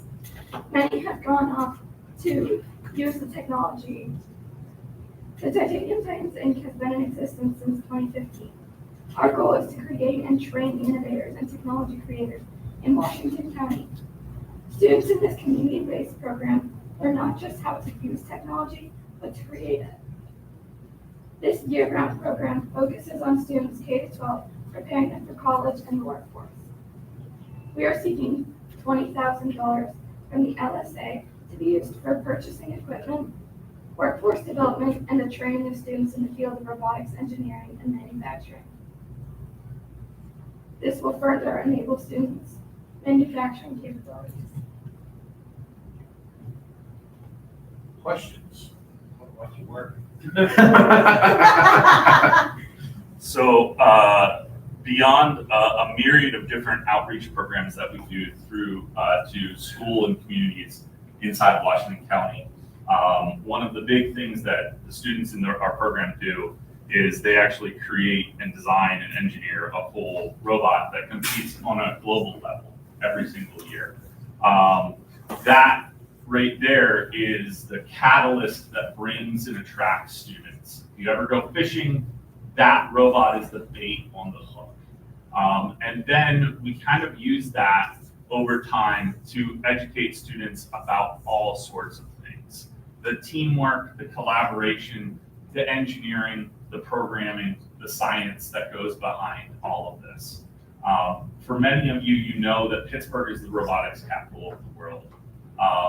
There are hundreds of robotics companies up in Pittsburgh where they focus and they create the innovators and the technology leaders of tomorrow. One of the things that struck me as I watched a lot of the live stream and everything else is a lot of the programs that are getting proposed for workforce development are focusing on training students to use technology, not necessarily to create technology. The tools that we seek and the funding that we seek is for tools that enable us to then teach students how to create technology. And I think that that's a critical thing that in Washington County that we need. So. See it work. Okay, do your thing. I do got a question. Yeah. I noticed in your matches from key local funds. Yep. Can you tell us how you raise that money? So the students do workshops, and so they charge for some of those workshops. So we do workshops for free as well as paid, depending on where we're at, who we're with. So that's how those students have raised those funds. And then in addition to that, we also have funds from the Washington County Community Foundation that we'll be using to be able to complete and round out the projects. John, you have a question? Where's your location again? We're located in Canonsburg. We work out of the Armory in Canonsburg, the Armory. We go out and we recruit students. So we talk to teachers that are in schools, we talk to administrators, students talk to one another. And then in addition to that, through summer camps and workshops that we run for the community, that's how we work. The students that are involved. There is unfortunately a cost to families. We're working to minimize that through additional grants and funding to get that down lower. Right now, it's only $250 to participate in a whole entire year.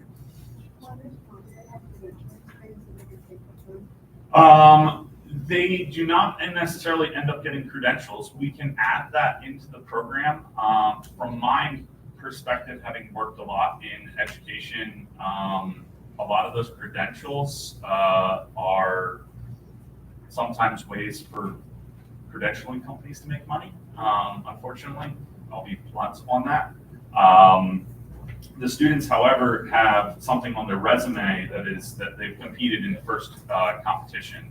And for many employers and innovators, companies, Boeing, Dow Chemical, Braskem, Qualcomm, they look for that as a reference. When I talk to students and I'm at CMU and I'm teaching classes there, one of the first questions that I asked to students was, have you competed in FIRST? And when they say, yes, I've competed in FIRST, I know a skill set that that student has. And that right there is, to me, a lot more valuable than almost any credential. We have not yet done anything with pre-apprenticeship.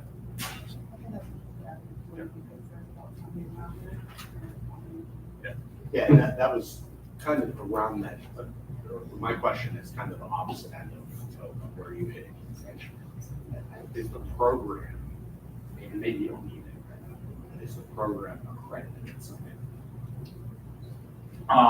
The program competes in FIRST, and then What's the requirement here? The requirement? You spell it around what? Correct. Last year we were the 135th best robot in the world out of about 3,400 robots. So that's built in Washington County by students in Washington County. You know, where I'm going is just in the education space. There's accreditation for programming and things like that. But you haven't gone through that process. No. Okay. Any additional questions? We have one slightly over time. Then with just building upon your question a little bit, you know, if the students themselves, with the skill sets they learn, they can do an external self-accreditation from the skills they learn if they choose that route. You know, we don't promote it ourselves, we don't administrate it, but there's nothing keeping them from trying to do it on their own, and some of them have in the past. Great. Thank you Yeah, so much for thank your time. Have a good day. Our next project is the municipal 3rd Street Utility Reconstruction.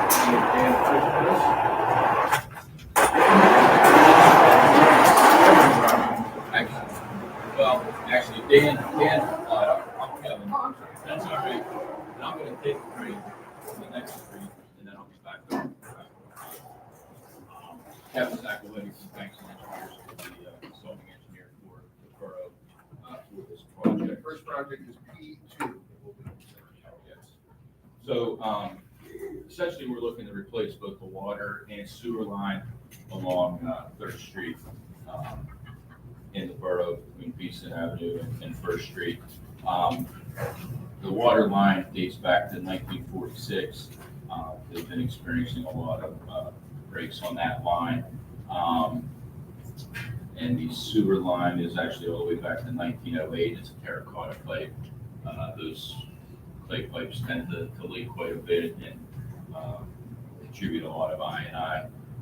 There's been some landslides in the borough in the past that are concerned that, you know, the sewer may contribute to that water leak from the sewer into the ground. Mariana, you know, is a small community. Only have 200 water customers, 375 sewer customers. We're asking for a grant of $463,000. The borough has committed $10,000 to the project for a total cost of $473,000. We're hoping that with this grant, we'll be able to, you know, not only get the I&I out of the sewer, have a stronger water line for years to come, reduce the odors that residents have been experiencing, and they can save their tax dollars on other things in the borough. Then replacing the water and sewer on that street. They did replace this storm sewer a few years ago, so we'll get all the utilities up to date on that street. And then with all the restoration and paving of that project as well. So You're also requesting, as part of the application, monies for, I believe, road repair? So yeah, with the storm sewer being done a few years ago, and then the water and the sewer digging up the road, we're thinking there's not going to be much left of the road when those repairs are done. So we'll be repairing not only the trench, but the entire Any other questions on the project? Let's proceed then. The next one will be municipal separate storm sisters. municipal separate storm sewer system in Union Township. Well, there you go. That would be D36. Good morning, everyone. My name is TJ Stevens. I work with Kevin Zach, Heidi Advanced Engineers. Our office is the consulting engineer for Union Township. We've submitted a couple of applications for your consideration during this cycle. The first is the Union Township Municipal Separate Storm Sewer System Pollution Reduction Plan Stream Bank Restoration Project. So Union Township is a MS4 community and is therefore required to implement a pollution reduction plan as part of their DEP permit.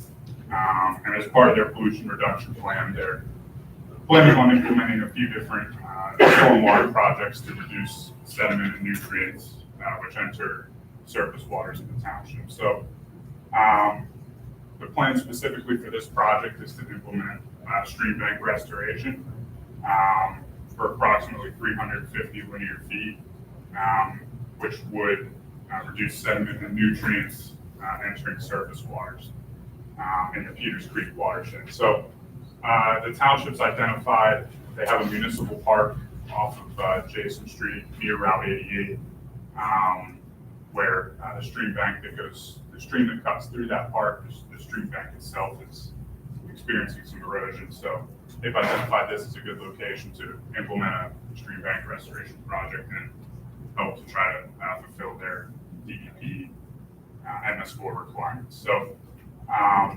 the proposed project budget is, the total project amount is $197,200. We're requesting a total of $181,400 from the LSA board.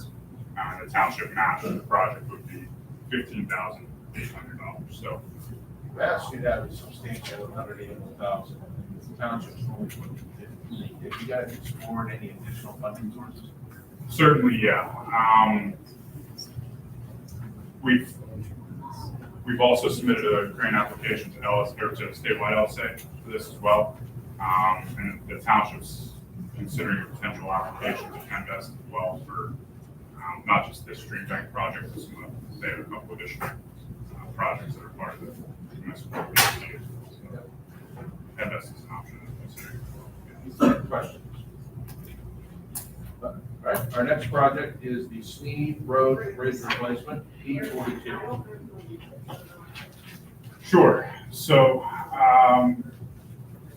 for this project, the township is considering replacing the Sneed Road Bridge. The bridge that was there spanning Peters Creek was recently removed by the county commissioners. The bridge was in pretty poor condition, as I understand it, and essentially it was in need of being decommissioned and then rebuilt. So the plan for this project is to construct a 50-foot span over Peters Creek. They're going to be able, we think we'll be able to reutilize one of the existing bridge abutments. This project will also construct a new bridge abutment. So, and then the project will also, involve the resurfacing required immediately adjacent to those abutment work and where the span's being constructed. So, we included in our application some discussion. Not only will this project help the township maintain the continuity of the right-of-way for Sneed Road, but Peters Creek Sanitary Authority also utilizes the Sneed Road Bridge and Sneed Road on the other side of the stream as a fairly pivotal access point to their sewer easement that travels a long distance along Peters Creek. So they use this bridge and they use Sneed Road to access their right-of-way. So, in addition to the township benefiting from this implementation of this project, the authority will as well. So, they have, the authority has critical infrastructure on the other side of the stream there. So, the total budget for this project is $141,600. Our LSA request is $130,200, and the township matches $11,400. So, any questions? Questions? Right, none being heard, our next project is Steve. Steve Road Bridge was originally a county bridge. It's a township, I believe it's a township owned road right away. And before our office became township engineer, there was, I believe, correspondence between the county and the township. It's my understanding the county evaluated many bridges across the many different municipalities. They identified Steve Road Bridge as one that should be decommissioned due to its condition. Any other questions? Okay, next one is P7, Mingo Circle Sewer. Sure, so this is the last of the three grant applications prepared by Union Township. The township's under a consent order and agreement with DEP to address sewage deficiencies in the Mingo Circle area. The Mingo Circle Drive area is in the southern part of Union Township. It's very close to Nottingham Township. And it's an area of the township where there is no current public sewage available. Previously, Act 537 planning has been completed. That process is complete. And the township is working with the department to complete the terms of the consent order agreement and the implementation schedule. They've prepared a permit application, MPDES permit application to construct a new wastewater treatment plant to serve approximately 106 homes in the Mingo Circle Drive community and then the immediate surrounding area there. So this project specifically, the request for this project is to install approximately 4,600 linear feet of gravity sewer to convey sewage from those homes, from those residences to the location for the proposed wastewater treatment plant site. So the project budget is specific only to the gravity sewer, and the amount for the request is $562,525. Total project cost is $612,525 with the township matching, and the amount of $15,000. Any questions? My recollection, we awarded the township $500,000 in 2020. That's correct, yes. Another $200,000 in 2021 for the same project. And now you're coming back for an additional $500,000. I believe Is this going to move forward, or have you guys explored other sources besides LSA? So it is. There's a complicated history with this project. And some of the steps in getting from the 537 process through permitting and then ultimately through implementation. It's my understanding that the original LSA amount, 500,000, was specific for the 537 planning process and paid for, the planning process. This grant specifically this application is requesting a specific component of the construction, the gravity sewer necessary to convey from the residences to the treatment plant, and then ultimately the township would be certainly looking at some other I'm sure you can sources. appreciate the commissioners are allowing us $9.2 million to recommend. We have $28 million Yeah. applications. We've already awarded $700,000 for this project. Sure. And there's no Invest, there's no other sources besides us. Sure. And now again, you're requesting another $500,000. Sure, and as you can understand, I believe the delay with Penvest was until we have all the permits in hand necessary. We're unable to approach Penvest for an offer until all those permits are in. So certainly, we're still kind of working through our options to obtain the funding. Are the 3 grants spent? The last Yes, 3 grants? yeah, the 500,000 was spent on the planning process. Yes. Union Township gets about 300,000 and 13 gaming. And their matches are very, very low on all 3 implementations. Which one is the most important of those 3? The most important, I would say, of the 3 would be Mingo Circle. given the nature of the consent order and the implementations. 100 homes out there, roughly. Yes, I believe 106,000 were in the 537. Yes. So when will the treatment end? To me, it seems like the project's backwards. You're gonna build the sewer line to get the treatment plant that doesn't exist. Well, the MPDES Part 1 permit for the treatment plant's been issued. The Part 2 permit still needs to be obtained. Obviously, the treatment plant will be, this grant application is specific to the gravity sewer. However, the treatment plant will be constructed and construction phase will be such that the treatment plant is constructed and ready to receive flow from the sewer before this is constructed. Any idea? I mean, I understand you can't predict when you're doing the permit. Yeah, But yeah. But what's the projection right now? What's the plan right now? So, pending the receipt of permits, the design would need to be finalized. I would think probably 18 months potentially at the soonest to begin construction. Because it, correct me if I'm wrong, but an award of LSA, essentially awarded for next summer, and you have 3 years to use the money. Sure. Yeah, so you have the potential, even if you were awarded this money, that you get to the point that it expires before you can use it. Right. So I don't know, like, part of my thinking is a project like this isn't a bad project for LSA. Right. But it seems like we're a little bit ahead of the curve. Sure. With that. Yeah, and I think certainly,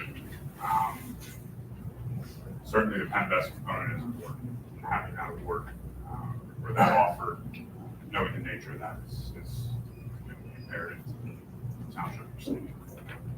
Any additional questions? And just one more, how many possible phases are left on the circle to complete the project? So the 537 planning process is complete. We're in the midst of permitting. I would say construction would be the final, naturally the final phase, which probably would make sense to be broken into 2 components: building the treatment plant and building the sewer plant. Any other questions? Thank you very much for your consideration. Thank you very much. T16, Deepson Water Storage Tank.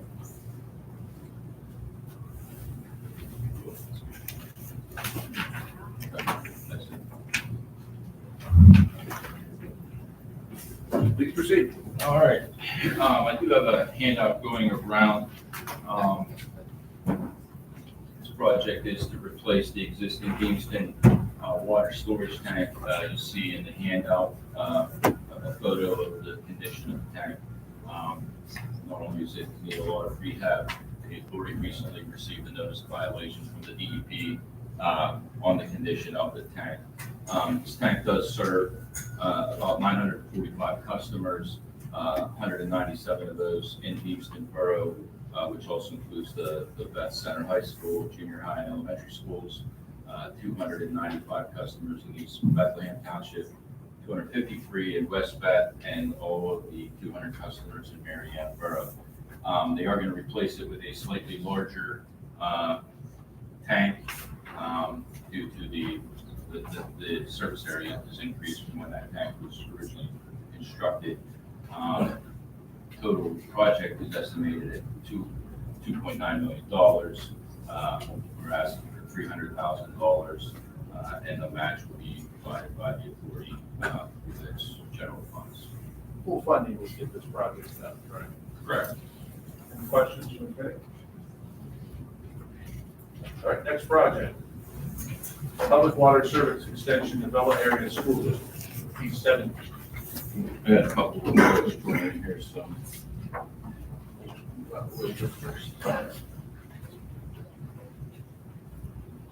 You sure? Yes.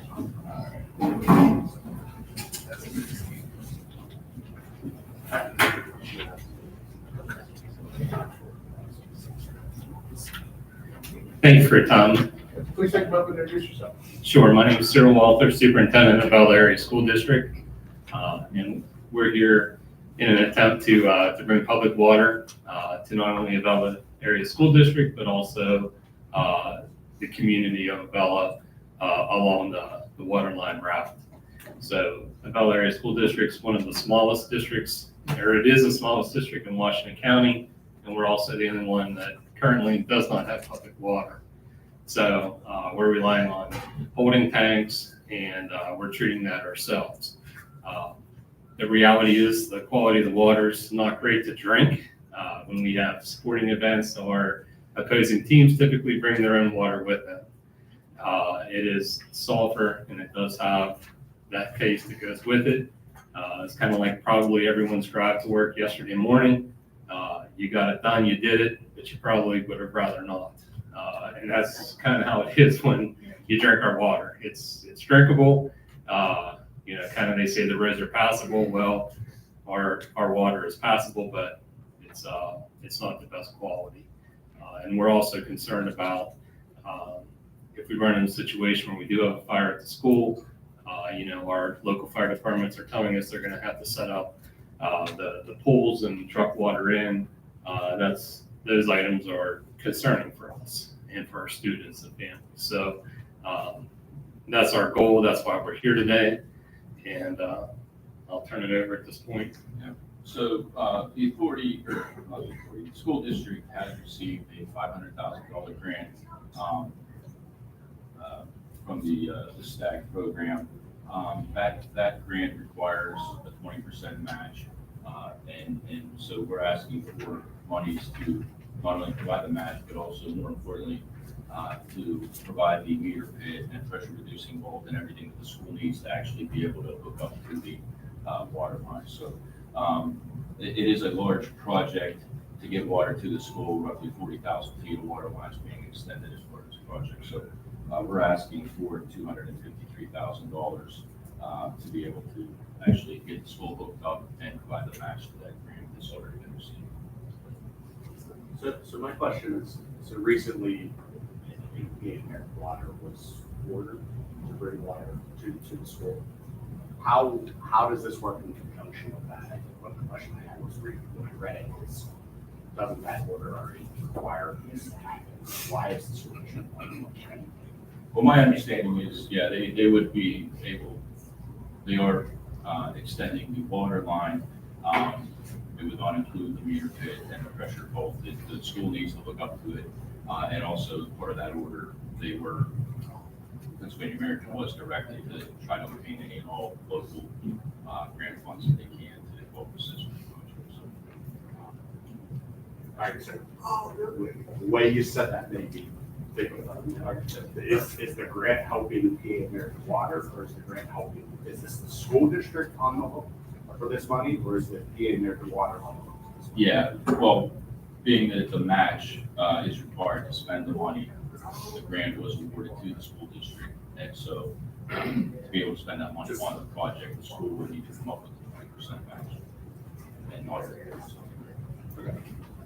Any additional questions? Gentlemen, thank you. Thank you. Enjoy your day. Thank you. Next project is P12, South Franklin Township.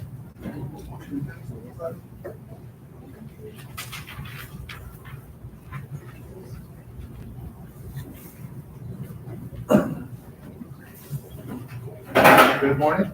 Good morning. Thanks for the fine job on the roads at South Franklin. You're very welcome. I appreciate that. I'll pass the word along. Thank you. Happy to hear fine. Thank you. Very well. Please don't take a moment to introduce yourself. Yeah, my name is Tyler Link, Township Manager of South Franklin Township, and thank you for seeing us again. We're back here, seems like every year, and we're trying to move our project forward. So we thank you very much for your consideration again. Yeah, so as you know, we've been here multiple years. It's a large comprehensive sewer project. Includes a treatment plant as well as a collection system with residents in South Franklin, ultimately to serve about 417 EUs. We realized the project is over $20 million. We can't ask for $20 million, so we're trying to break it into smaller portions that we can try to move things along. So in this case, we're asking for money to help pay for the grading work that would need to be done at the treatment site, as well as all the erosion and sedimentation controls needed. If that was in place, that would save on the construction cost. Once we bid it out, the contractor would not have to do that grading.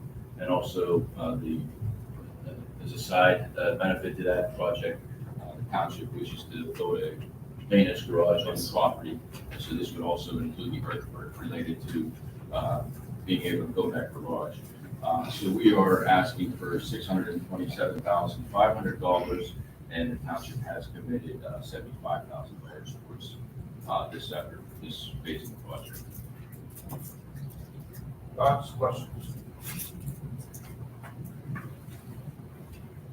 The question I do have is that it's, as you mentioned, it's an $18, $20 million project. And I understand that the large programs to complete something like this pretty much no longer exist. My question is, by piecemealing it this way, aren't you adding your costs long term?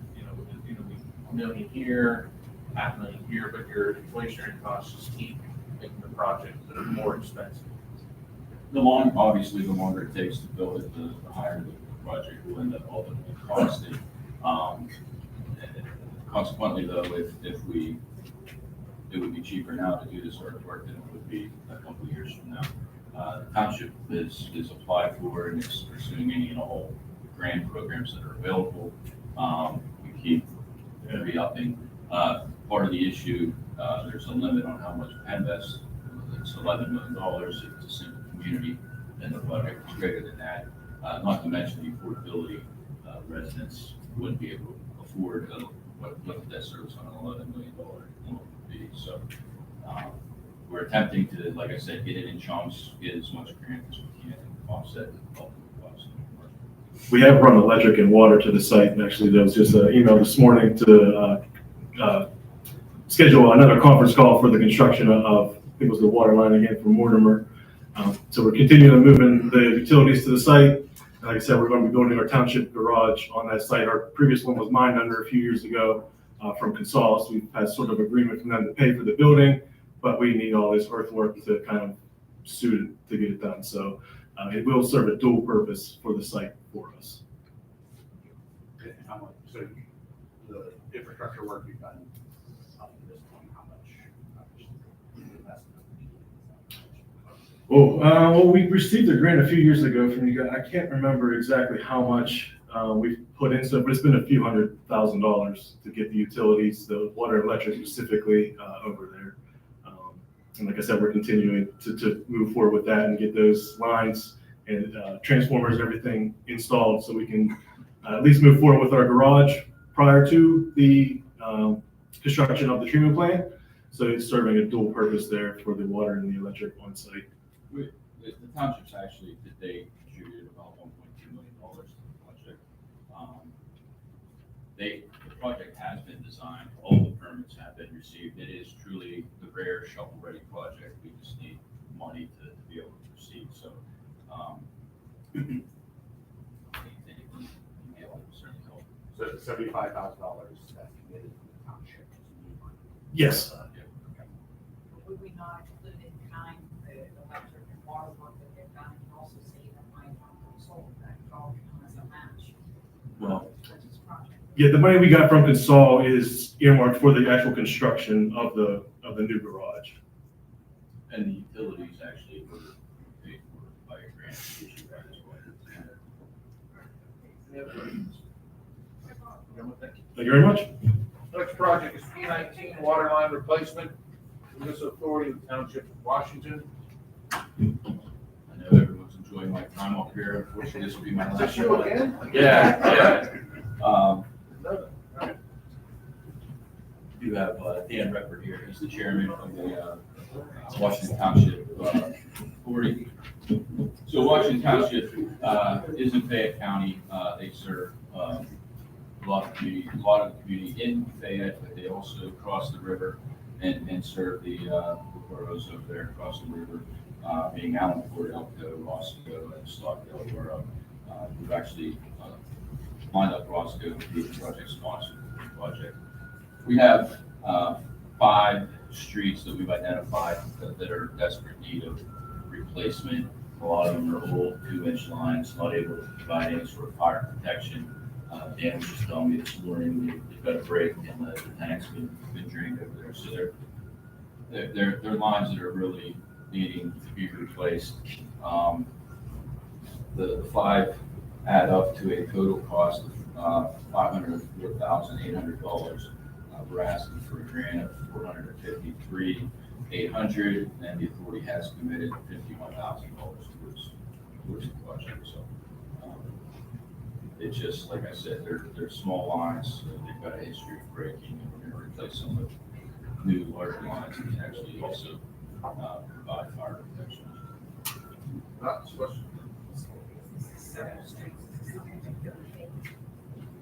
Yeah, anything we can get would be great. You know, if you were kind enough to offer a smaller amount, we would just do whatever we can do with that money to replace the water lines that we use. So, 4 communities, how much more help to us? and so, yeah, The biggest concern we have is we're basically in an area that's really depressed. You know, it basically was built around steel mill, and it's not there anymore. We just can't keep raising rates up to accommodate this. What is the rate? We were 26, 27. I hope I have that in here. We're running the lowest. Who's 27? It might 27 as a monthly minimum. Yeah, plus whatever your overage charge is $7 or $8. I think it's- Yes. The average payment line of $31. That's all right. That sounds about right. Yeah. Right. Any additional questions? Gentlemen? Appreciate it very much. Thank you. Thank you for writing it up. You can hang out with us if you want. Next is C11, Independence Township. Mr. Cleveland with us. Rich, good to see you. Good to see you. Good afternoon. Rich Cleveland, I'm representing Independence Township and their LSA application, which is for phase 4 of their community park. And the ask is $162,000 with their match of $30,000 for a total project cost of $192,000. Now, the benches in the engineer's breakout were $42,000, and that represents 14 benches throughout the park, not 14 benches on the trail. But this project could be a continued phase. The trail could be shorter. The benches don't need to be funded this year. But between LSA committee and DCNR, the first phase, 3 phases you funded. And Independence Township's greatly appreciative of that. And whatever you can do would be great. Was this completed, Rich? No, there's still 2 more phases. Pretty straightforward. Thoughts, questions? But anyway, that being heard, Rich, thank you. Thank you. C31, East Main Street redevelopment, phase 4. Washington County Historical Society.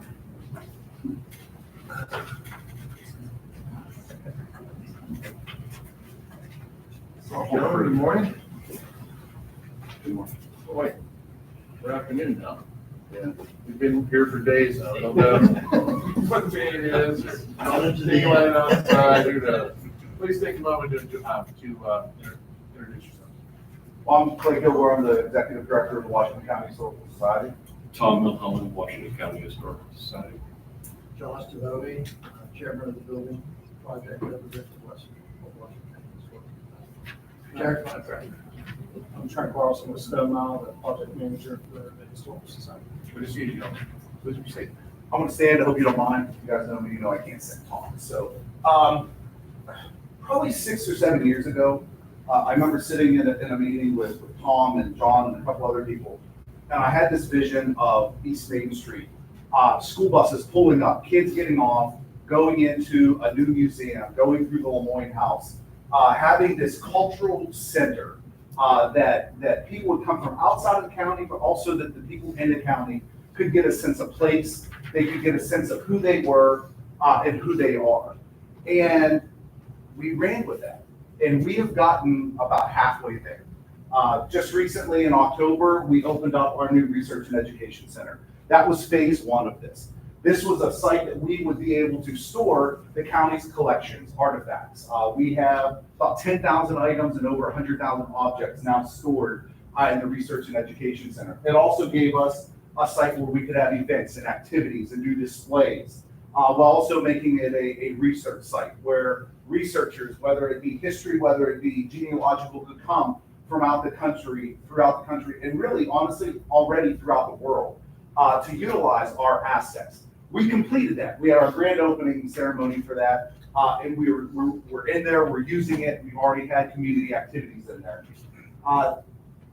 The next phase of that was twofold. One of it was restoring the Lemoyne House, the facade of the Lemoyne House, and we're undertaking that. We've got about a $250,000 project going on right now. A complementary piece to the Lemoyne House work and this research and education work is another Lemoyne House, the John Lemoyne House. That is an 1826 structure that we have maintained the historical features of it in the interior of it, but now we need to restore the facade of it, and that's what we're doing. So if you look at it now, it's got about 14 layers of paint on it. It's got a lot of weather, a lot of age to it.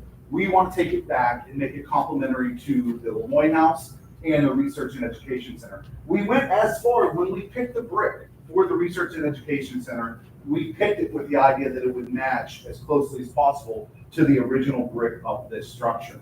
And so we want to restore the exterior facade of this, maintaining all the original features that are there, and create this beautiful historic corridor that people can, as they come down East Main Street, that they'll see and welcome them into the town of Washington. They'll want to stop and visit. The second part of our ask is that the next phase of this after the restoration is the construction of our new museum, the Pennsylvania National Road Museum and also the Washington County Heritage Museum. That'll be added on to the Research and Education Center, kind of going off the back of it. And what we need is to keep the momentum going that we have over the last 4 years, the fundraising efforts that we've made. We have incredible momentum right now. We want to keep that going. To do that, we need to be able to get site prep, and we also need to be able to get our engineering drawings for that next phase. We can't go to funders and ask them for money unless we can show them what it's going to be. And so that's the next thing that we want to do. So it's the transitory effect of the Palmer House so that we can really complement what's been done so far, and also reaching to the future with our next phase of our museum, which will be somewhere around a 10,000 square foot museum. So, which is the priority? You had to only do one. oh, if I only had to do one, right? Probably the engineering, The facade restoration. the facade. So facade, okay. Yeah. Facade is important because make the Lemoyne House on one side and that house on the other side. It makes like an entry to our cultural areas. We need to get that done. From a contractor standpoint, just fixing the facade and making it sound good needs to. The inside's already done, all the windows were replaced, so it's just talking about next time to make it match. The engineering, in 15 years I've been working on this. The engineering and the plan. To be part of the museum. In 15 years, I want this done before I can't do it anymore. And I don't have 15 more years, but see, maybe I do. God tells us that. But we found that you can go to a lot of people for money, but you gotta have a plan. Nobody wants to give you the money to get site work, the footprint. In a museum like this, you have to have somebody to tell you what size rooms have to be in the place and how all the stuff's gonna fit in there. We want to put the solar electric panels on the back to run the whole facility, and storm water, and all that stuff has to be done, and say, here's the shovel weather plan, we need $2 million. It was the hard struggle we had in the past. mostly because that old building is so bad, we had to change gears. Having a complete plan of where we're going. And Stone Mile is out, and one of our committees will start working on some general guidelines on that now, because we need stuff with engineers before we can farm. We're running slightly over. Any additional questions from the committee? Okay, gentlemen, thank you. Appreciate it. Have a wonderful day. Thank you. All right, we've got two more projects. Yes, you can get there, guys? All right, we got the next project is for Alta Vista Lot Number 1 Solar Project E1. I see John McCart with us. We've asked Amy Fletchy, who is involved with these, to excuse himself from the discussion. Gentlemen, good to Good see you. afternoon, everyone. I'm John McCart, I'm the Vice Chairman of the Mon Valley Alliance, and with me is Andrew Reese from our consulting group, ARM. We want to collectively present our proposed solar project for the Alta Vista Business Park, and hopefully deliver another successful project in Washington County. LSA Board has sponsored several projects in the past for our group, and I'm happy to report they've all turned out very well. There's been 2 buildings that were supported in the park itself. Both are occupied with very successful businesses. One is actually expanding now. In the park itself, we actually have another expansion currently going on with the company, and we have another business that will soon be announced located in the park. So it's been a real success at Alta Vista. And the Mon Valley Alliance, we are a nonprofit private economic development agency. So we are totally dependent upon self-sustaining ourselves, and we are trying to develop projects that not only will help us provide a sustainable revenue source for our organization to continue to do the work that we're doing in the Mid-Mon Valley, which is where our focus is, but also in this particular case, provide a sustainable resource from the sun in terms of energy. And the other project that we was funded, I just want to give you an update on, was the light site in downtown Charlotte that the York funded $350,000. That project is over $2 million new office building that is under construction now, and is leased and will be occupied here for June of this year. So that is part of what's going on with our organization. This current project is basically what we're looking to do is build basically a 2 megawatt. Is that correct? Solar site on Lot 1. Lot 1 is not a very good site for business development. It's an odd shaped site, but a very good site for, as you'll hear, our solar panel plan. And it's a $4.6 million project. We're asking for a grant from the LSA Board of $1 million. And with that, and one other important point to bring out is that we've got commitments, letters of interest from business owners in the park to sign up to utilize this electric that we're producing within the park, including our local sewage authority, which is Pigeon Creek. They're also interested in buying the power that will be generated from this solar array. So with that, I'd like to turn this over to Andrew, because this is where the expertise comes in about how solar energy works and how we do this. Hi, everybody. Andrew Reese with Arm Group. I'm the Renewable Energy Practice Area Leader. We've been doing solar before it was popular for about 17 years now. Like John said, it's a 2 megawatt AC alternating current, so about a 2.34 megawatt DC system. It would take up pretty much the entirety of Lot 1. So far, we've actually done critical issue studies, basically did like a high level analysis of the site. The site is very prime for this type of development. It's got very good slopes. There's no wetlands. It's actually it's a coal closure community, which is very important. It's actually considered a brownfield as well, so it's a great redevelopment opportunity.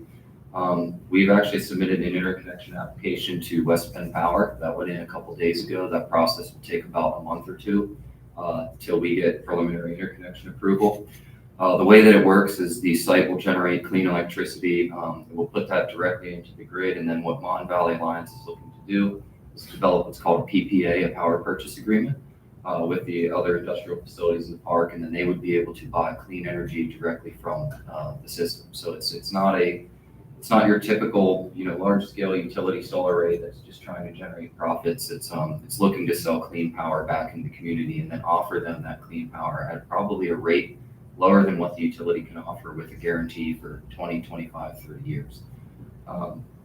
We are looking at several other grants because the site is a coal closure community, because it's in There's several social impacts. It's in a low-income community. It's really primed to get thorough grant support. We're looking at the USDA Rural Energy for America program, REAP program. I actually have colleagues in BAMR, which is the PADP Abandoned Mine Reclamation program. They're very interested in the site, and we'd be looking at doing a grant with them. And then also West Penn Power Sustainable Energy Fund also has a $500,000 grant that we'd be looking at. So, obviously with the LSA funds, with the anticipated grant funding, and then some funding from Mon Valley Alliance, I think we'd be able to accomplish getting the entire project paid for. So, yeah, I think it's an awesome opportunity. Like I said, it's not really often that you see, solar at this scale going in that's not for profit. And I think it would be great for the community and something you guys could really be proud of. Questions from the committee? Yeah, I have a few. You actually answered my first question, which was what other funding opportunities you were looking at, and then more of a process question. If they are successful in getting a grant, sizable $500,000, does that lower the LSA ask, or does that lower the other side? I think I could refer to John on that. Actually, before you answer that, a similar question that I have is that, as you're aware, we have $9.2 million to recommend. However, we have $28 million in asks. Could you do this project with less dollars? And that's a trick question, but. I think that they could. I think there would be places we could look for additional funding. However, I think the $1 million ask would be very beneficial to the success of the project. Sure. I'm sorry, Jones. You work for the Mon Valley Alliance, or? No, I'm a secondary consultant, so I work for our group. Mon Valley had hired us kind of pro bono on their own to do some of the preliminary studies and do the interconnection application. This is actually, assuming we get interconnection approval, which I'm very confident that they will, this is pretty much a shovel-ready project. So we've already been through kind of the critical stages of implementation. It's in an industrial park, so it doesn't need any special zoning approvals. The lot actually already has stormwater management done, so there's already a basin there. If the solar array is designed in accordance with the PADP solar FAQ, they actually wouldn't have to do stormwater. But it's great that pretty much the lot's already ready for development. And in looking at the permit approvals, there's nothing that I see in my knowledge that would be a hang up for developing the project. So once we get interconnection approval from West Penn here in another month or two, we're going to be looking to take this thing across the finish line. So, on the LSA application, it says $2 million is some of the grants that you referred to. Correct. Yeah, have any of those been awarded? No, we're actually about to apply for the REAP grant. Their last funding period closed in December, so the next one opened up here in January, so we'll be looking to apply for that. And I can say that I've done several REAP grants, and we've gotten every one of those awards for facilities like this. How about the US? It says $2 million. How about the USDA?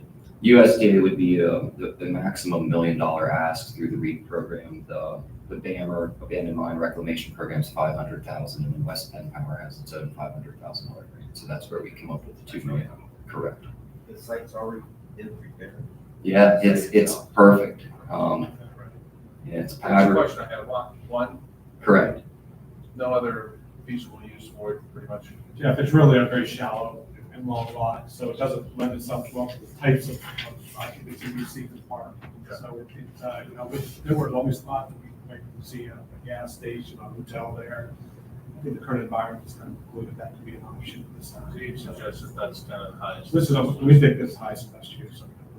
The other thing is three-phase electric, which is very critical to the interconnection process, is literally right on site. So a lot of the typical hurdles that you get, a lot of times when you go for interconnection approval, there will be a lot of upgrades required because you'll have to interconnect to a substation, or there won't be three-phase, and you'll have to do a lot of additional running of AC lines. But we literally have three-phase on site for this facility, so it's prime. What percentage did you say related to selling back to the industrial park versus residential? There is no community solar legislation passed in Pennsylvania. So they would not be able to do like a power purchase agreement at the community level. However, when that legislation passes, that would be an opportunity. I don't understand enough about the capacity. That's where we do the interconnection application. So the interconnection application is basically the preliminary application that goes in, and the utility will look at, capacity with the nearest substation. But I deal a lot in this. I deal with PJM as well. Yes. So because it's an industrial park and because you have off takers and you're looking to develop a PPA, like they're already selling that power to the users in the industrial park. So you're really not generating more power, you're generating power that they're already selling. So that's advantageous for projects. If this was just like a pure behind the meter or net metering where we were putting this additional power onto the grid, it wasn't being used, there would typically be some limitations there with capacity, but because you already have off takers, that concern typically goes away. I know we're spending a little more time than typical on this, but it is a substantial ask. So then we have any final questions? This has very little to do. You're with solar, right, and you know a little bit about wind also.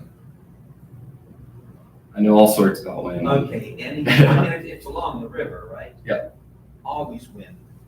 Correct. I mean, Okay, we don't always have bright sunshine, but this will work in an overcast also. oh, absolutely. Yeah, this site actually isn't along the river, it's off the interchange. There's wind, there's. Oh, yeah, it's just one on the top of the hill for sure. Yes. I would recommend solar over wind. Well, I develop wind solar, projects. yeah. I'm developing a 20 megawatt wind project in, The questions we're leading up to, we only have, I'm saying only, I wish I had it, between 8 and 9 million, and this is 1 million. I don't know, can we go anywhere else besides the 1 million? Well, I mean, again, I'm just thinking that the whole group has to decide on this, but 1 million is a lot out of that. we're trying to pull together obviously the funding sources to make this project a reality. Yes. And, whatever the committee can provide to us, we'll have to work on finding the additional funding, which, you could possibly come from private sources that the occupants of the park themselves may invest in, or because they're gonna benefit from low cost power. Yeah, so there could be some options we have. They're in the same situation as all of our projects. All of them, yes, yeah. Yeah. All right, any other questions? Them being heard, gentlemen, good to see you, John. I do want to compliment you on bringing a cool young guy with you. Yeah. You know why we hired him. Good seeing you. Our last final project is Penworks Classical Academy Campus C20. They have requested a private session as this does concern property acquisition. So we would ask any member of the public to please excuse themselves. This goes off the record.